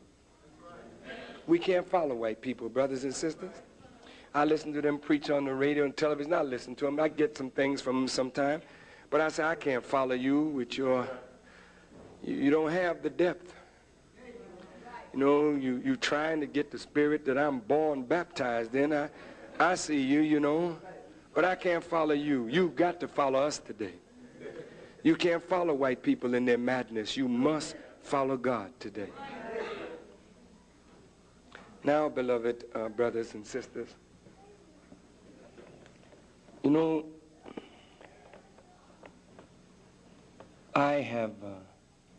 there's so much more that could be said on this, but I think we've done enough for tonight. Yakub is real. He did make a devil, the white people. But the devil that he made is not the flesh. The devil that he made is the teachings that shape their mind. Their weak flesh and weak blood and weak bone only made them a better receptacle for weak ideas. But if you could kill the idea in their mind, that flesh would accept the truth. And that truth could make that flesh live. Do you follow what I'm saying? Master Farad Muhammad's mother is a white woman. The messenger never referred to her as a devil. His father worked with her, cleaned her up, made her ready to receive a seed that would bring forth a child of destiny. You and I are made of filthy people. But a work is being done on us right now to clean us up, to make us ready. Now look at you, mighty black people. The strongest of the strong. Look at what you've been through. From the beginning, you weathered the splitting of the moon. You weathered going down into the jungles of East Asia. And you mastered the jungles. And you were brought out of Africa into America and turned upside down. But look at you, you're still here, getting stronger every day. Now what God wants to do for you is to empty this old vessel out of the foolishness and filth of this world and deposit in your head supreme guidance and his own spirit.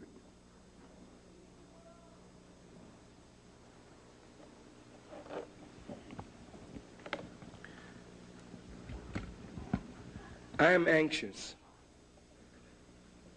to rebuild the nation of Islam.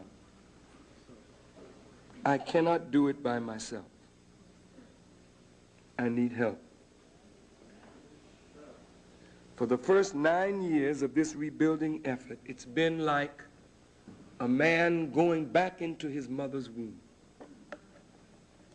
I thought about that. You know, Nicodemus, you know, can a grown man return into his mother's womb for the second time? He can. But we returned into the womb of the teachings of the Honorable Elijah Muhammad for the second time. And into that womb, we started to grow again. And if you watch as the baby makes circuits while it's in the stomach, it's turning. And as it's turning, it's building, getting stronger and stronger. For 9 years, I made a circuit from west to east. I woke up in the west, I traveled to the east, backward and forward for 9 years. The last great trip I went from west all the way to Asia and back again to the west. And October the 7th, a birth took place. Brother Farrakhan actually was born on that night. The little fledgling nation of Islam was born on that night. And many people came to the birth. They thought it was just the birthday of the Honorable Elijah Muhammad and a tribute to him, but they actually came to witness what had been destroyed come back again. Listen now. The laborers of the Honorable Elijah Muhammad knew that the Honorable Elijah Muhammad appointed me to sit in his seat in his absence. But they were not prepared to accept me. And the real truth was, I was not prepared either to sit in the seat. So they rejected me. And in rejecting me, they rejected his intelligent knowledge of the future, the Honorable Elijah Muhammad's knowledge of the future. So they went and did their thing, and as they did what they wanted to do, their world began to tumble, which was in fact the nation of Islam. It began to be destroyed. And we started 9 years ago, two of us, Brother Jabril and myself. And 9 years later, it's not accidental that I am now living in the home of the Honorable Elijah Muhammad. That's not an accident. I came from nothing. God brought me and set me down in the palace of my father. Look at this now. And those that did not respect me watched me from a distance. They did not help me. They watched me. God had me growing and proving myself. The president attacked. The Congress attacked. The Jews attacked. The black leaders attacked. Farrakhan rolled right on over them. I mean, it's just true. It's true. Look. They thought they would have destroyed us by now, brother and sister. But if God be for you, who can be against you? That's the point I'm driving home. God was building me and preparing me for a job. On October the 7th, I came forward like any other baby. But I came forward with the crown of my father on my head. And the enemies that disliked my father and me, their hearts began to change. And they said, well, Farrakhan has certainly proved that he was the one that we should listen to, because he brought this thing, by God's grace, all the way back from nothing. But don't give me no credit. Because see, the credit really belongs to Allah. Because I was not conscious of one thing. I was like something in the womb. You heard me talking about in the womb, and nobody there with you but God. The head don't see the tail, and the tail don't see the head, and the ear don't see the eye. Everything just going on as it should be, because a mighty director is forming things. I'm just making circuits, going back and forth, you know, and you could tell something was going on. Now I've come forward now. The whole world is looking now. Wallace D. Muhammad, Imam Warithuddin, pardon me, came on October the 7th. I don't know what the government felt, but they must have said, good God from Zion. What is this? So they're afraid of Islam. And if this man and Farrakhan, these two hook up, and a good rapport come between these two that we thought would surely kill each other, the future of Islam in America is exceedingly bright, that means our future is very dark. Now look, brother, they thinking. I closed my speech talking about how I was taken up on the wheel and given a vision by the Honorable Elijah Muhammad from the wheel of Reagan and his chiefs of staff, and they're planning a war. Now that was a vision given to me on September the 17th, 1985. September 1986, it breaks in the Washington Post, in the New York Times, that Reagan and the boys did meet to plan a war and a disinformation campaign. So my vision is corroborated as the truth, and Reagan knew the moment I said it. Reagan said, "What? We know the wheel is real." You mean Elijah talked to that cat up on the wheel? Reagan, just like Nebuchadnezzar, called his soothsayers in. Tell me about this man Farrakhan. Is he a real thing, or he just some crazy nigga like the rest of these radical niggas that's out there? I mean, is he the real thing? Is God real? You see the white folk look like they backed up a minute. They only backed up to check their strategy. They haven't stopped thinking, because our presence is the end of their world. They're not making no peace with us. They're reassessing how to destroy us. They sent agents in among us. Oh, poor agents. You should be ashamed of yourself, being an agent for white folk in this day of enlightenment, working against your people. Some agent goes downstairs and busts our boiler. It's going to cost us $16,000 to put a new boiler in the final carbon. Well, you happy? You say, well, they're spending more money. Good. But the more we make them broke, we'll break them. How you going to break a man that got the hearts of the people, man? Please. $16,000 can't break these people in here, much less the people that's in the street. You just crazy, brother. Bust the valve on the gas, put a little wood in it, and then put black tape around it so gas will be seeping out slowly. I mean, somebody in the building, somebody that said they a Muslim or something. I mean, just devils. As fast as I try to get them in, there are people that drive them out.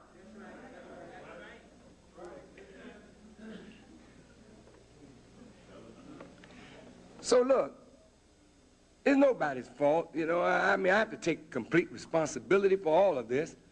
But what I'm going to suggest or say to you is this. Brothers and sisters, look.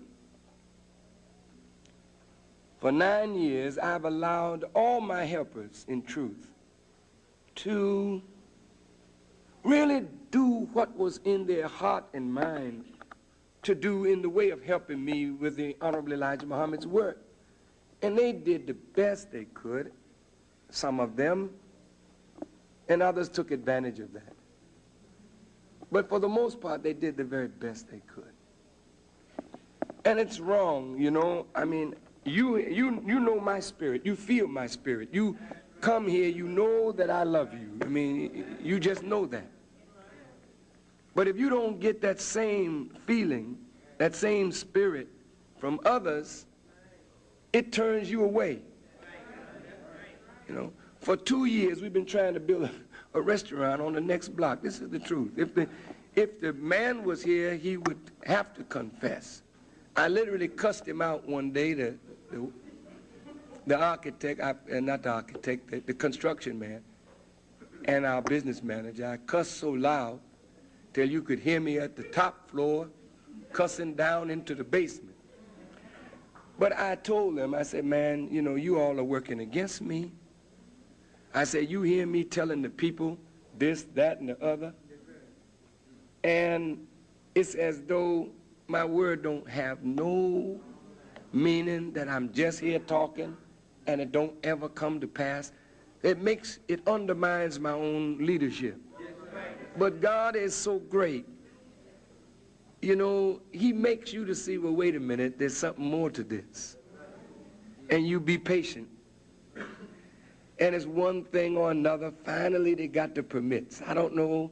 They said it'd be up by February, but I'm scared to say that it will. I mean, when you got money and can't build, that's terrible. The banks ain't going to help us, but we don't need the bank. We our own bank, you know. But still, by the help of God, it should be up. But, you know, when a baby comes forth from the womb, what does it need? It needs help. It needs nurturing. And you don't have to worry about teaching the baby nothing. Because some other power is teaching the baby for that first year. And in the first 3 months, it demonstrates more growth than anything you've ever witnessed. And in the first year of its life, that baby learns to control everything that is its own, like its hands, its feet, you know. And then after nearly 2 years old, it gets control of all of its bodily functions, maybe 2 or so, where it will tell you, I need to go to the toilet, or I need to potty mommy, or whatever. That's control, isn't it? Well, the minister came to birth on October the 7th. And the first thing that the minister has to do is get complete and total control of the Nation of Islam, so that every aspect of the nation reflects his thinking, his spirit. Not that he is the spirit or the thinking that it should reflect, but he is from God. And I say that without making any apology. I am from God, not just say from the Honorable Elijah Muhammad. I am from God for the Honorable Elijah Muhammad. And I'm not going to say this from my mouth. I'm saying it from his mouth, but I've grown to understand it. He told me one day, he said, brother, I did not make you. I said, oh, yes, you did. He said, no, brother, I didn't make you. I said, oh, yes, sir, the apostle, you did make me. He said, brother, who is the teacher here? I said, you, sir. He said, well, all right then. He said, brother, I taught you just like I taught every other minister. He never gave me any special teachings. He never took me aside in a corner and filled me up with any special knowledge of nothing. Because after Malcolm defected, he told me to my face, Malcolm would have never been such a formidable enemy to me if I had not taught him so much of the prophecies. He said, but I will never teach another minister like I taught Malcolm until I have thoroughly tried him. So he was letting me know that whatever I got, God would have to give it to me, because he wasn't going to give me nothing no more than he gave anybody else. So when he heard me on the tapes, putting the teachings together like God was guiding me to do, he told me, he says, brother, I didn't make you. God made you for me. So when I say I am from God and for the Honorable Elijah Muhammad, I'm not saying that in a vain way. And you can be like Iblis and say, oh, I'm better than that nigga. I know. I mean, look, there's a lot of you that know a lot more than I do. I know that. But that does not negate what I'm saying. What you know, you should help me with what you know, so that I can help the Honorable Elijah Muhammad to make this nation for all of us the way it should be. So I must get control of all of this. And the believers have done the best, but their service has not been the best. Their service in terms of putting out the tapes, putting out the work, in the labor, you know, it's just not been what it should be. And that's my fault. Because I didn't, you know, take them like a slave master and say, brother, do this, sister, do that. I was busy growing into this myself. So now that I've come to birth and I'm determined by the grace of God to get control totally of the nation, and they're not going to fight me to do that because I earned the right. I earned the right to guide. And they know that, and they're not going to fight me for that. They're beautiful brothers and sisters.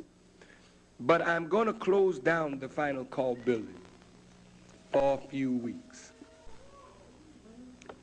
And don't get upset now. I'm closing this place down, and I'm going to get it right for you.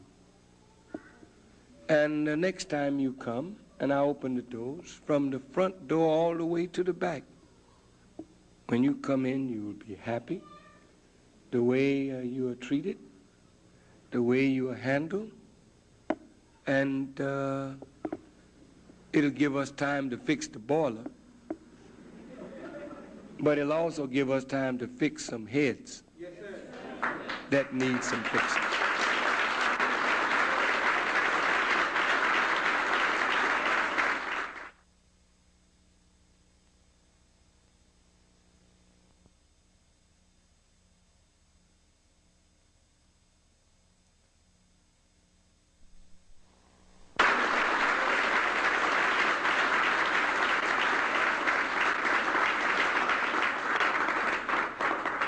As of today, there's one laborer in the nation,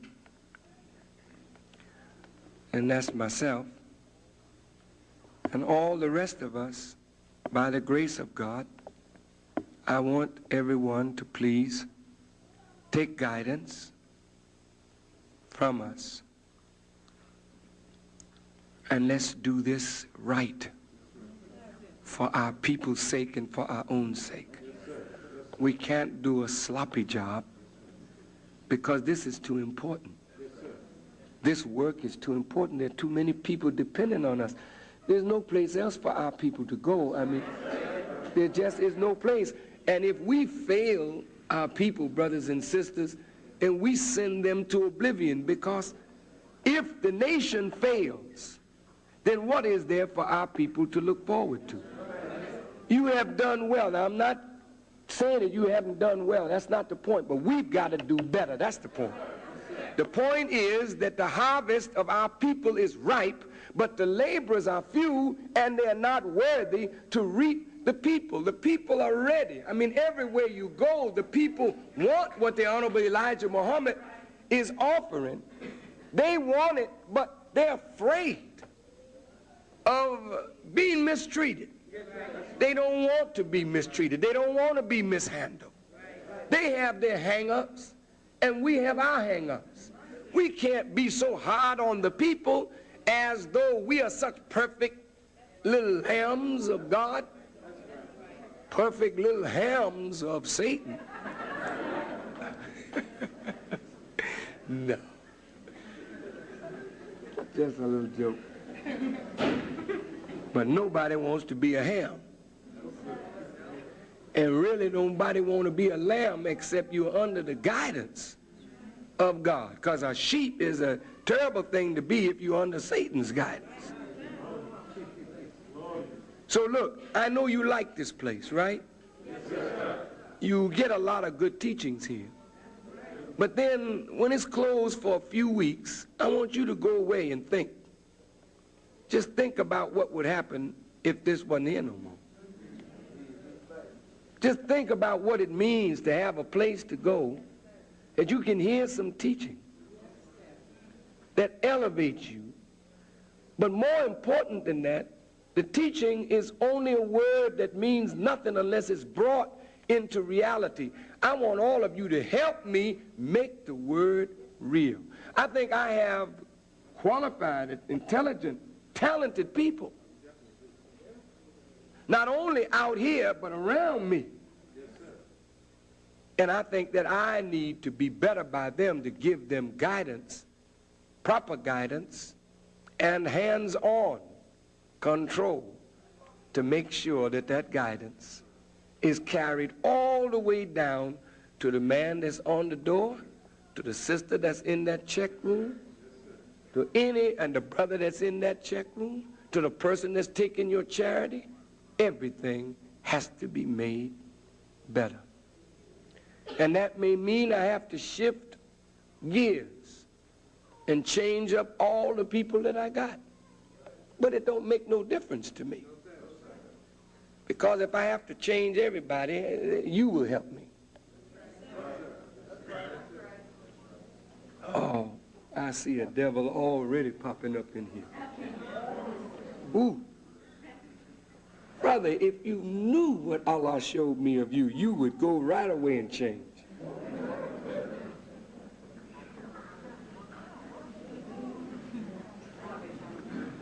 Up in that third balcony, the second balcony.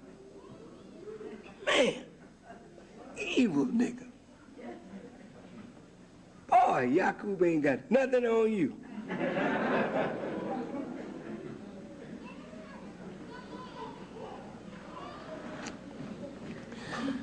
You know, I'm going to tell you something, believers. Some of you are going to try me.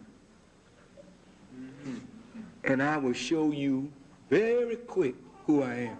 Yes, right.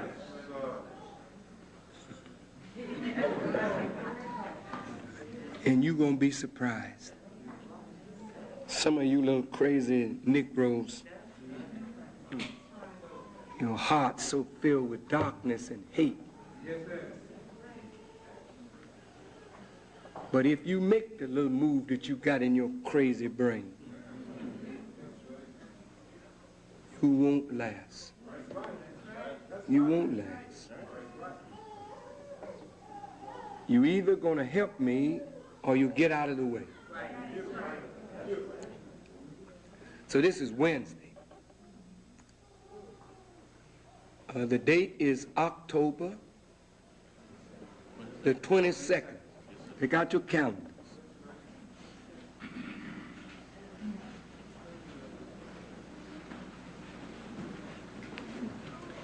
This building will reopen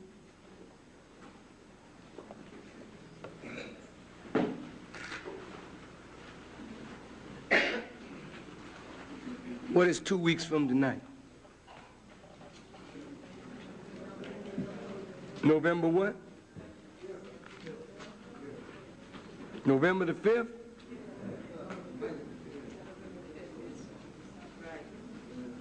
Two weeks from tonight is November the 5th? Yes, sir. Mm-hmm.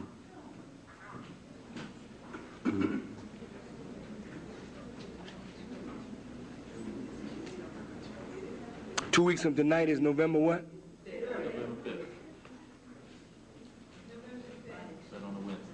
November the 5th?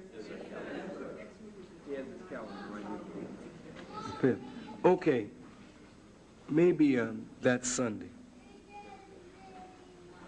The Wednesday, the 5th, is it the 9th or the 10th of November?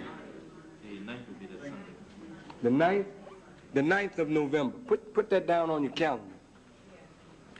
I hope to see you on the 9th. And when you come back, if you care to,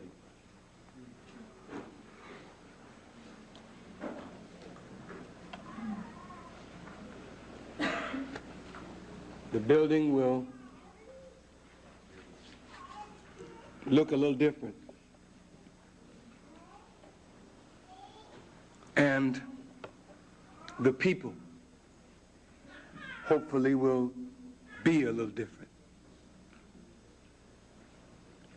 Everything must change. Yes, sir. That's the way of time.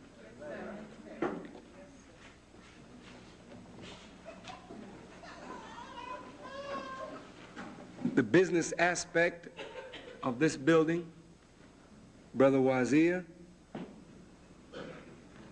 and his staff will remain to keep the books in order, and there'll just be telephone service in. And those of you who want to order products, you can continue to call in your order. Sometimes you're late in getting them anyway. So 2 weeks and restructuring everything so that we can get things done. Won't take long to do it. I just need to get in and do it. God is not going to give me any peace until I do what I have to do for the nation of Islam. I've been all over the world. And the people that need the work is the nation of Islam. When I say the nation of Islam, I'm talking about internal and then the external nation. We need everything concentrated now on building us.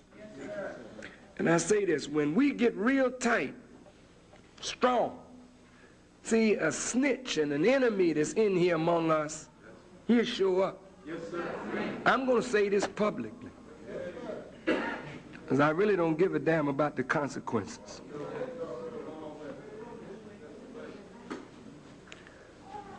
A dear brother and or sister, if you're on the payroll for the police or the FBI, I don't mind you being here. I really don't mind. Because we're not doing anything that we would be ashamed of. So you can be here. That's okay. And even if we knew you was the police, we would not bother you. However, if you work in an evil way to try and break up something good for our people, then we will kill you. Yes, sir.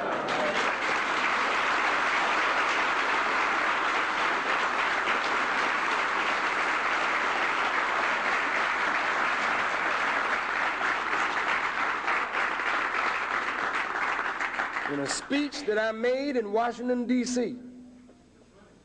in 1961, I said to the government of America, if you send your agents among us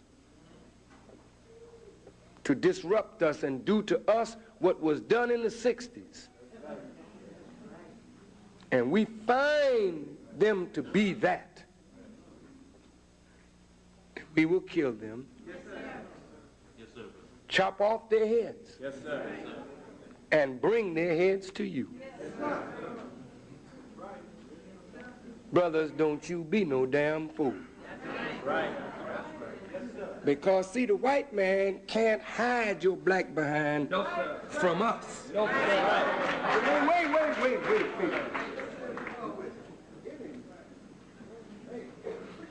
They could change your identity and send you somewhere.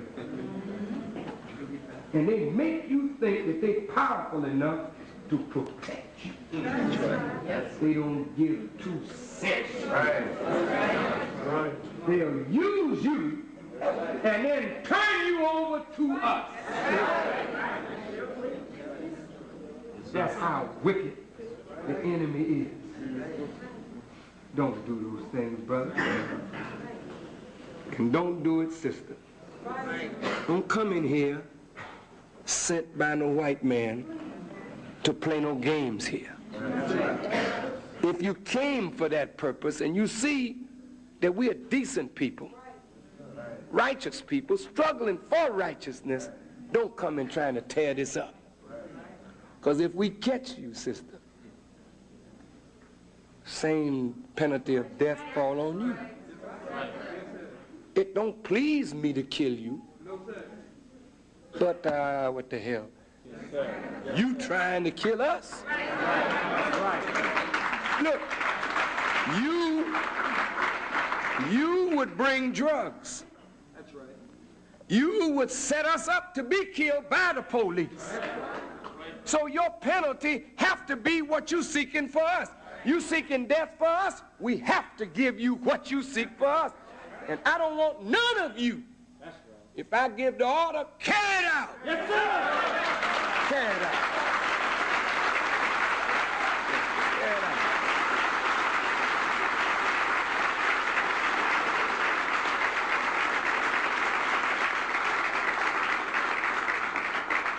That's what my father told me. I'm telling you. Don't worry about no police. Yes, sir. You just do what you told. We'll handle them. Police know us. They know that we don't play.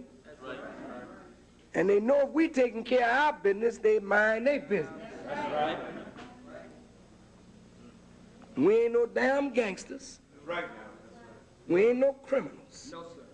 We're not no dope sellers, No, sir. number runners, No, sir. or pimps. No, sir. That's right. We don't play that crap. No, sir. We're trying to be clean, upright men and women. And that's what we want of you, but we ain't no faggots. That's right. I want you to understand that. We will kill you. Right. So if you got playing in your mind, stay the hell away from us. When this door closed, you get the hell out of here and don't you never come back. You understand?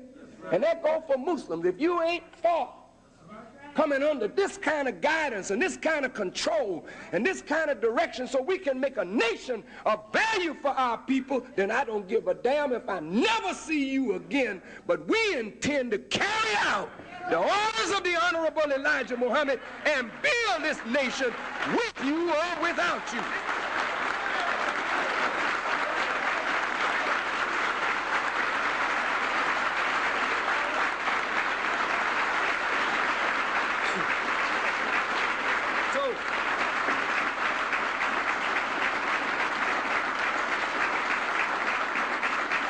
Okay, I take it then by your stand that you tired of foolishness too. I take it by your stand that you want to see not a word being spoken, but some reality of the word being made manifest. I take it that all these men want to be made into a strong brotherhood. Yes, sir.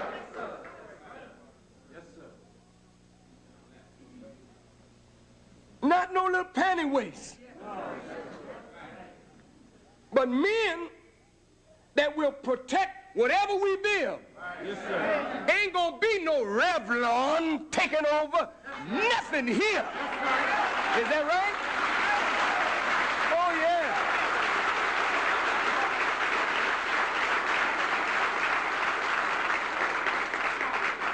I mean, the nerve of them devils. They gonna put Johnson and Gardner and Soft Sheen and everybody that's black out of business. Why? Because they know they got the power of the government to back them up. Well, I say to the government, and I'll say it publicly, we got the power of God to back us up, and we will take care of all the business that's necessary.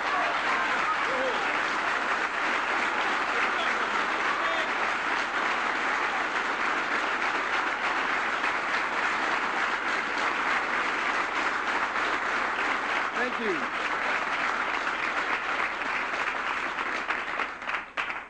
To all of the laborers and the believers and visitors and friends, I thank you so very much.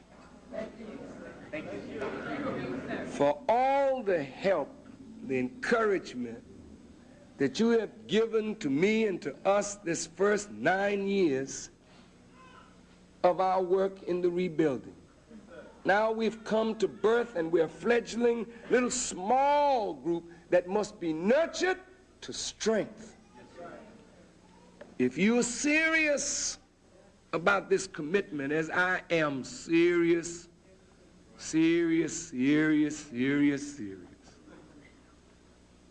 then the laborers, we ain't got no 2 weeks. We working 18 hours a day. To map this thing out and get it moving.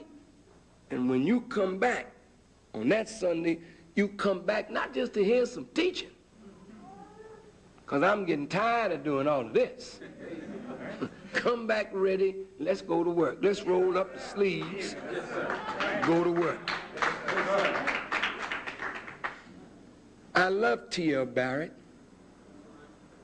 I love Reverend Hardy, Clay Evans. See all these preachers? They're good. We got to give them a good example. Don't you know if they see us setting up business and school and farm and factory, we can't keep that to ourselves. We show our brothers how to do that, because if every church in Chicago did the same thing that we were doing, the people would benefit. Is that right? So this ain't no exclusive thing for us. This is for all of our people. And if you don't want to share what you got with all of our people, don't walk with me. If you don't want to see me bridge the gap between the black and the reds, don't walk with me. If you don't want to see me bridge the gap between the black and the brown, I'm talking about Mexico, then don't walk with me. Because the Jesus that I'm looking at in the book told the disciples, go ye to the lost sheep. But after he had worked with the lost sheep for a while, he said, go ye into all the world and preach this gospel to every kindred, every nation, and every tongue. So if you don't want a worldwide movement, don't bother with me. Don't bother with me.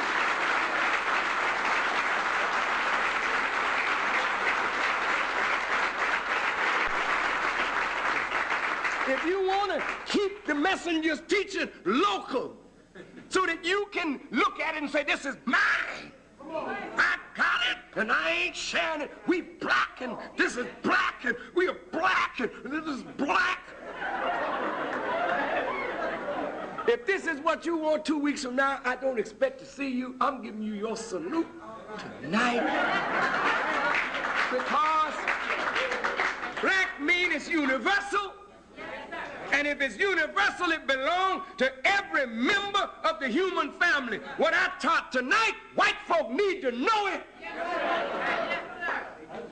Yellow folk, brown folk need to know who you are. And who they are. And what they can become.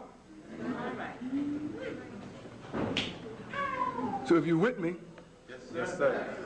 You with me? Yes, sir. You think about it. You got 2 weeks. You don't have to give me your decision tonight.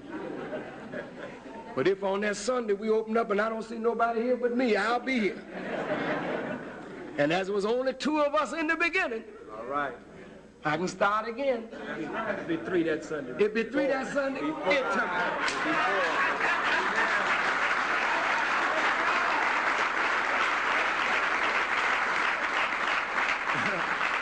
That's right. Where are we going? I mean, if we don't do this, what else are we going to do? If we don't work to wake up our people, there ain't nothing worth living for. I don't want to live no more. If I can't help black people up out of this condition, I'd rather be dead. And I ain't going to let no cracker in Washington or Chicago, City Hall, stop me from helping black people. What about you?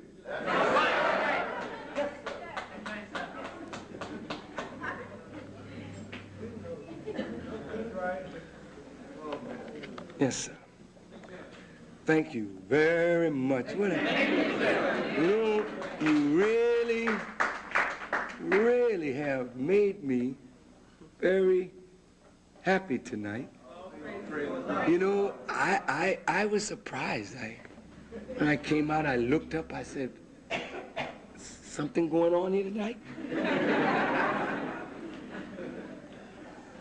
But you encourage me greatly. And I love you greatly, and it pleases me to live my life and give my life to see the nation where it should be.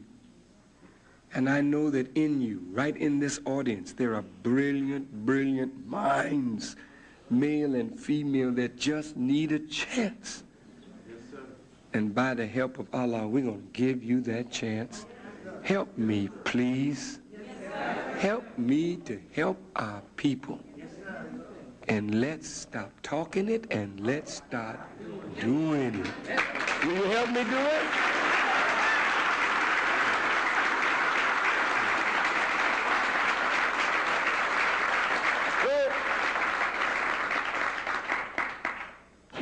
I know that they're going to say, oh, there go that Farrakhan threatening people again. But I said to them, if I had ordered Mr. Coleman killed, he would have been dead the next day. I know what I'm dealing with here. I haven't ordered no black person hurt since I have been the minister of the Nation of Islam. Never. I love black people too much. I take abuse first and last and then some more. I don't order none of these to harm nobody. Even when people have robbed us, and I know they have robbed us, and the brothers wanted to kill them, I said, no, leave them alone. The money we'll get, we can't produce another life. But a rotten, low-down snitch. Go ahead.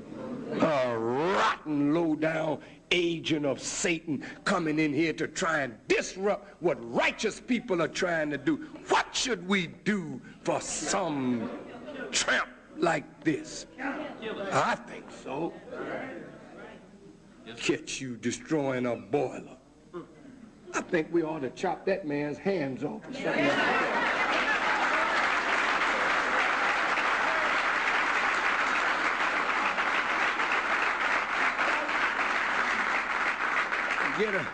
Get a special meat cleaver for your hand.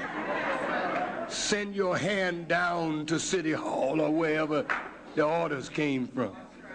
But you that are trying to help us into death, we don't have anything for you but death.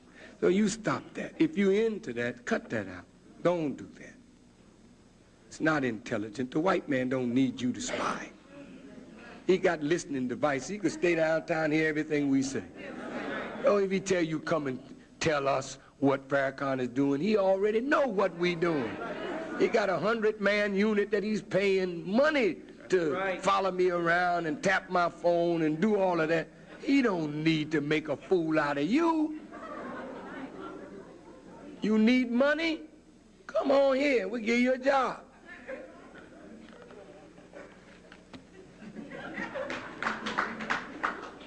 Thank you. It's been an enjoyable evening. Thank you very much.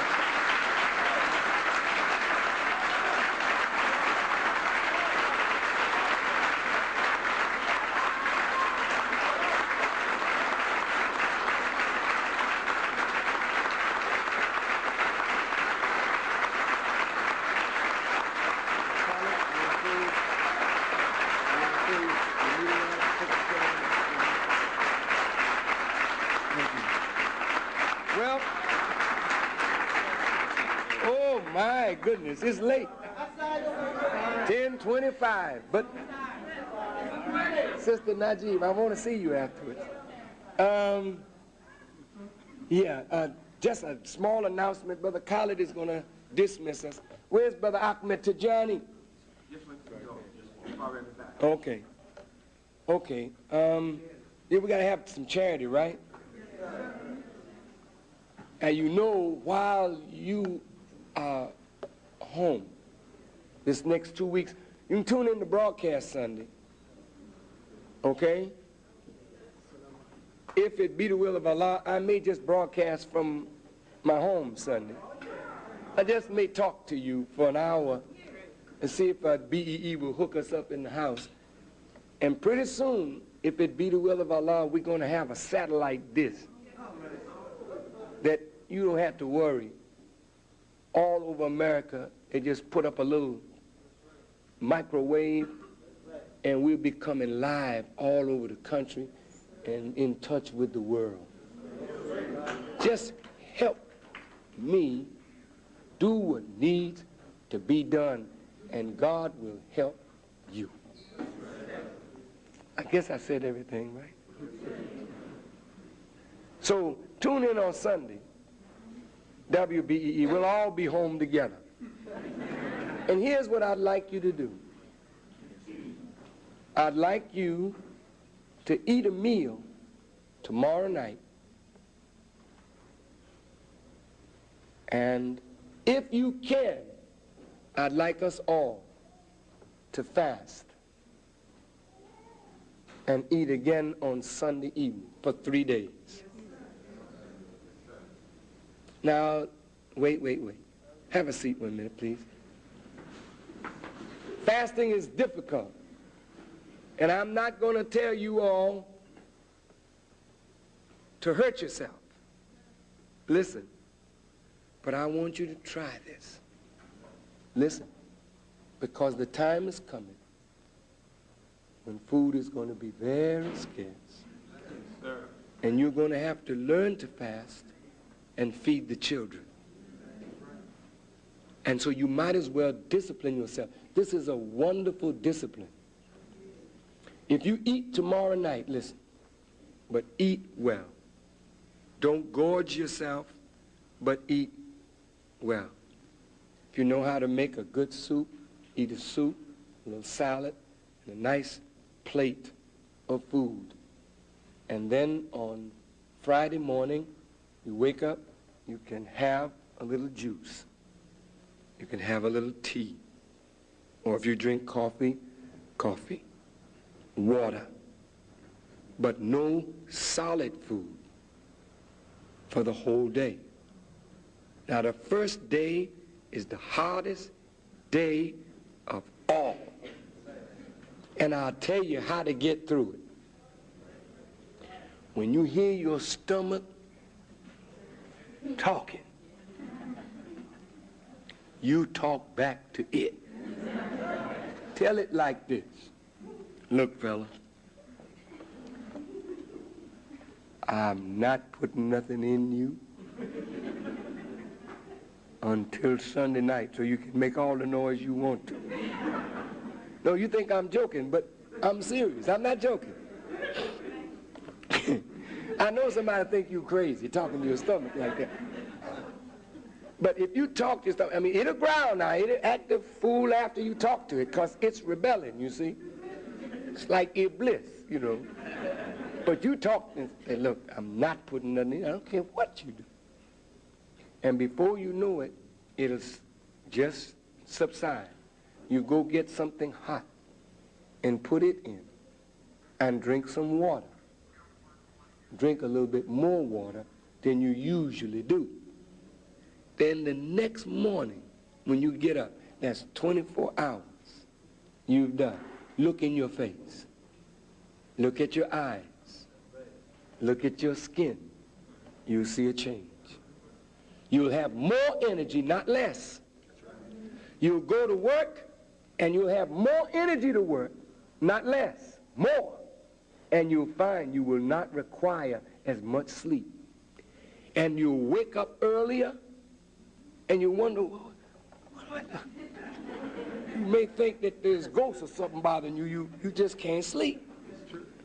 Because food, though it's such a wonderful thing to eat, it really keeps you here, and it takes you away from here. So if you can make it one day, and you just feel I just can't go another day, go ahead and eat. But at least you did 24 hours. And that's more than you did before. That's a start. Those of you who can make it past the first day, go ahead, kick it into the second day. And you know what? You ought to call each other and say, how you doing? Now don't jive, I'm struggling. And you encourage each other. And on that third day, just turn on BEE. And if it be the will of Allah, I'll be there. I'll be talking to you and your stuff. And if you fast, then you pray and ask God for the things that you want. you are sacrificing food for his pleasure, ask him in that state for some of the things that you want for yourself. And then I'm going to ask you to pray for the Nation of Islam.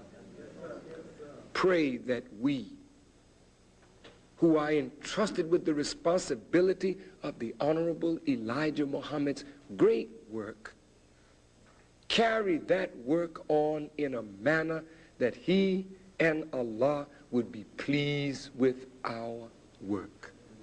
And ask Allah to strengthen you, that when this building reopens, you will come back with a renewed zeal to go to work. And those of you who are in positions of authority, listen. If we change positions and put new people into this position, don't fret over that. Because these are not permanent posts. You know, I mean, we're all students trying to learn our labor. So we're going to give other people a chance to help us in this labor. So be gracious. And let's work hard as a team to make the nation successful. What I want to see is us make room for every one of these that want to help, that there's something for them to do. Help me, please. Thank you very much. And I guess that's it. Steve, it's good to see you. And your lecture is next Tuesday. Where is that again, sir? Say it again, please. 330 East. Would you stand up, Steve? This is Steve Coakley.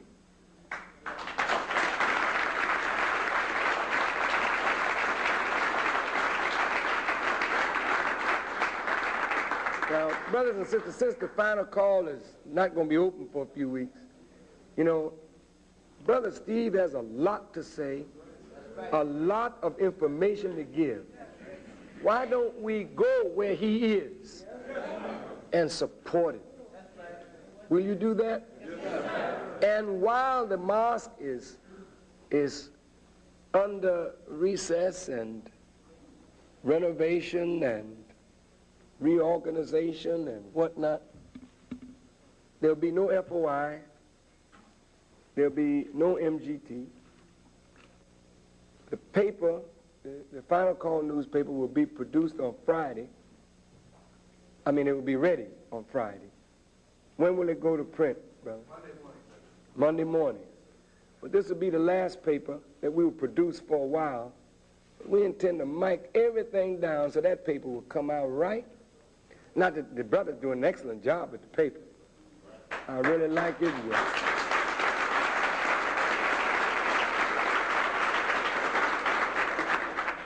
But everything is going to reflect where we are, where I am, where we are, and where we want to go. And it won't take us long. We just have to plan it, mic it down, and just go on and do it. Thank you. So, I'm anxious to see that paper. I guess that's about all. Let's see. Did I leave out anything, Brother Khalid? Covered the waterfront? Anybody, did I leave out anything? Anybody can? Sister Ava, did I leave out anything?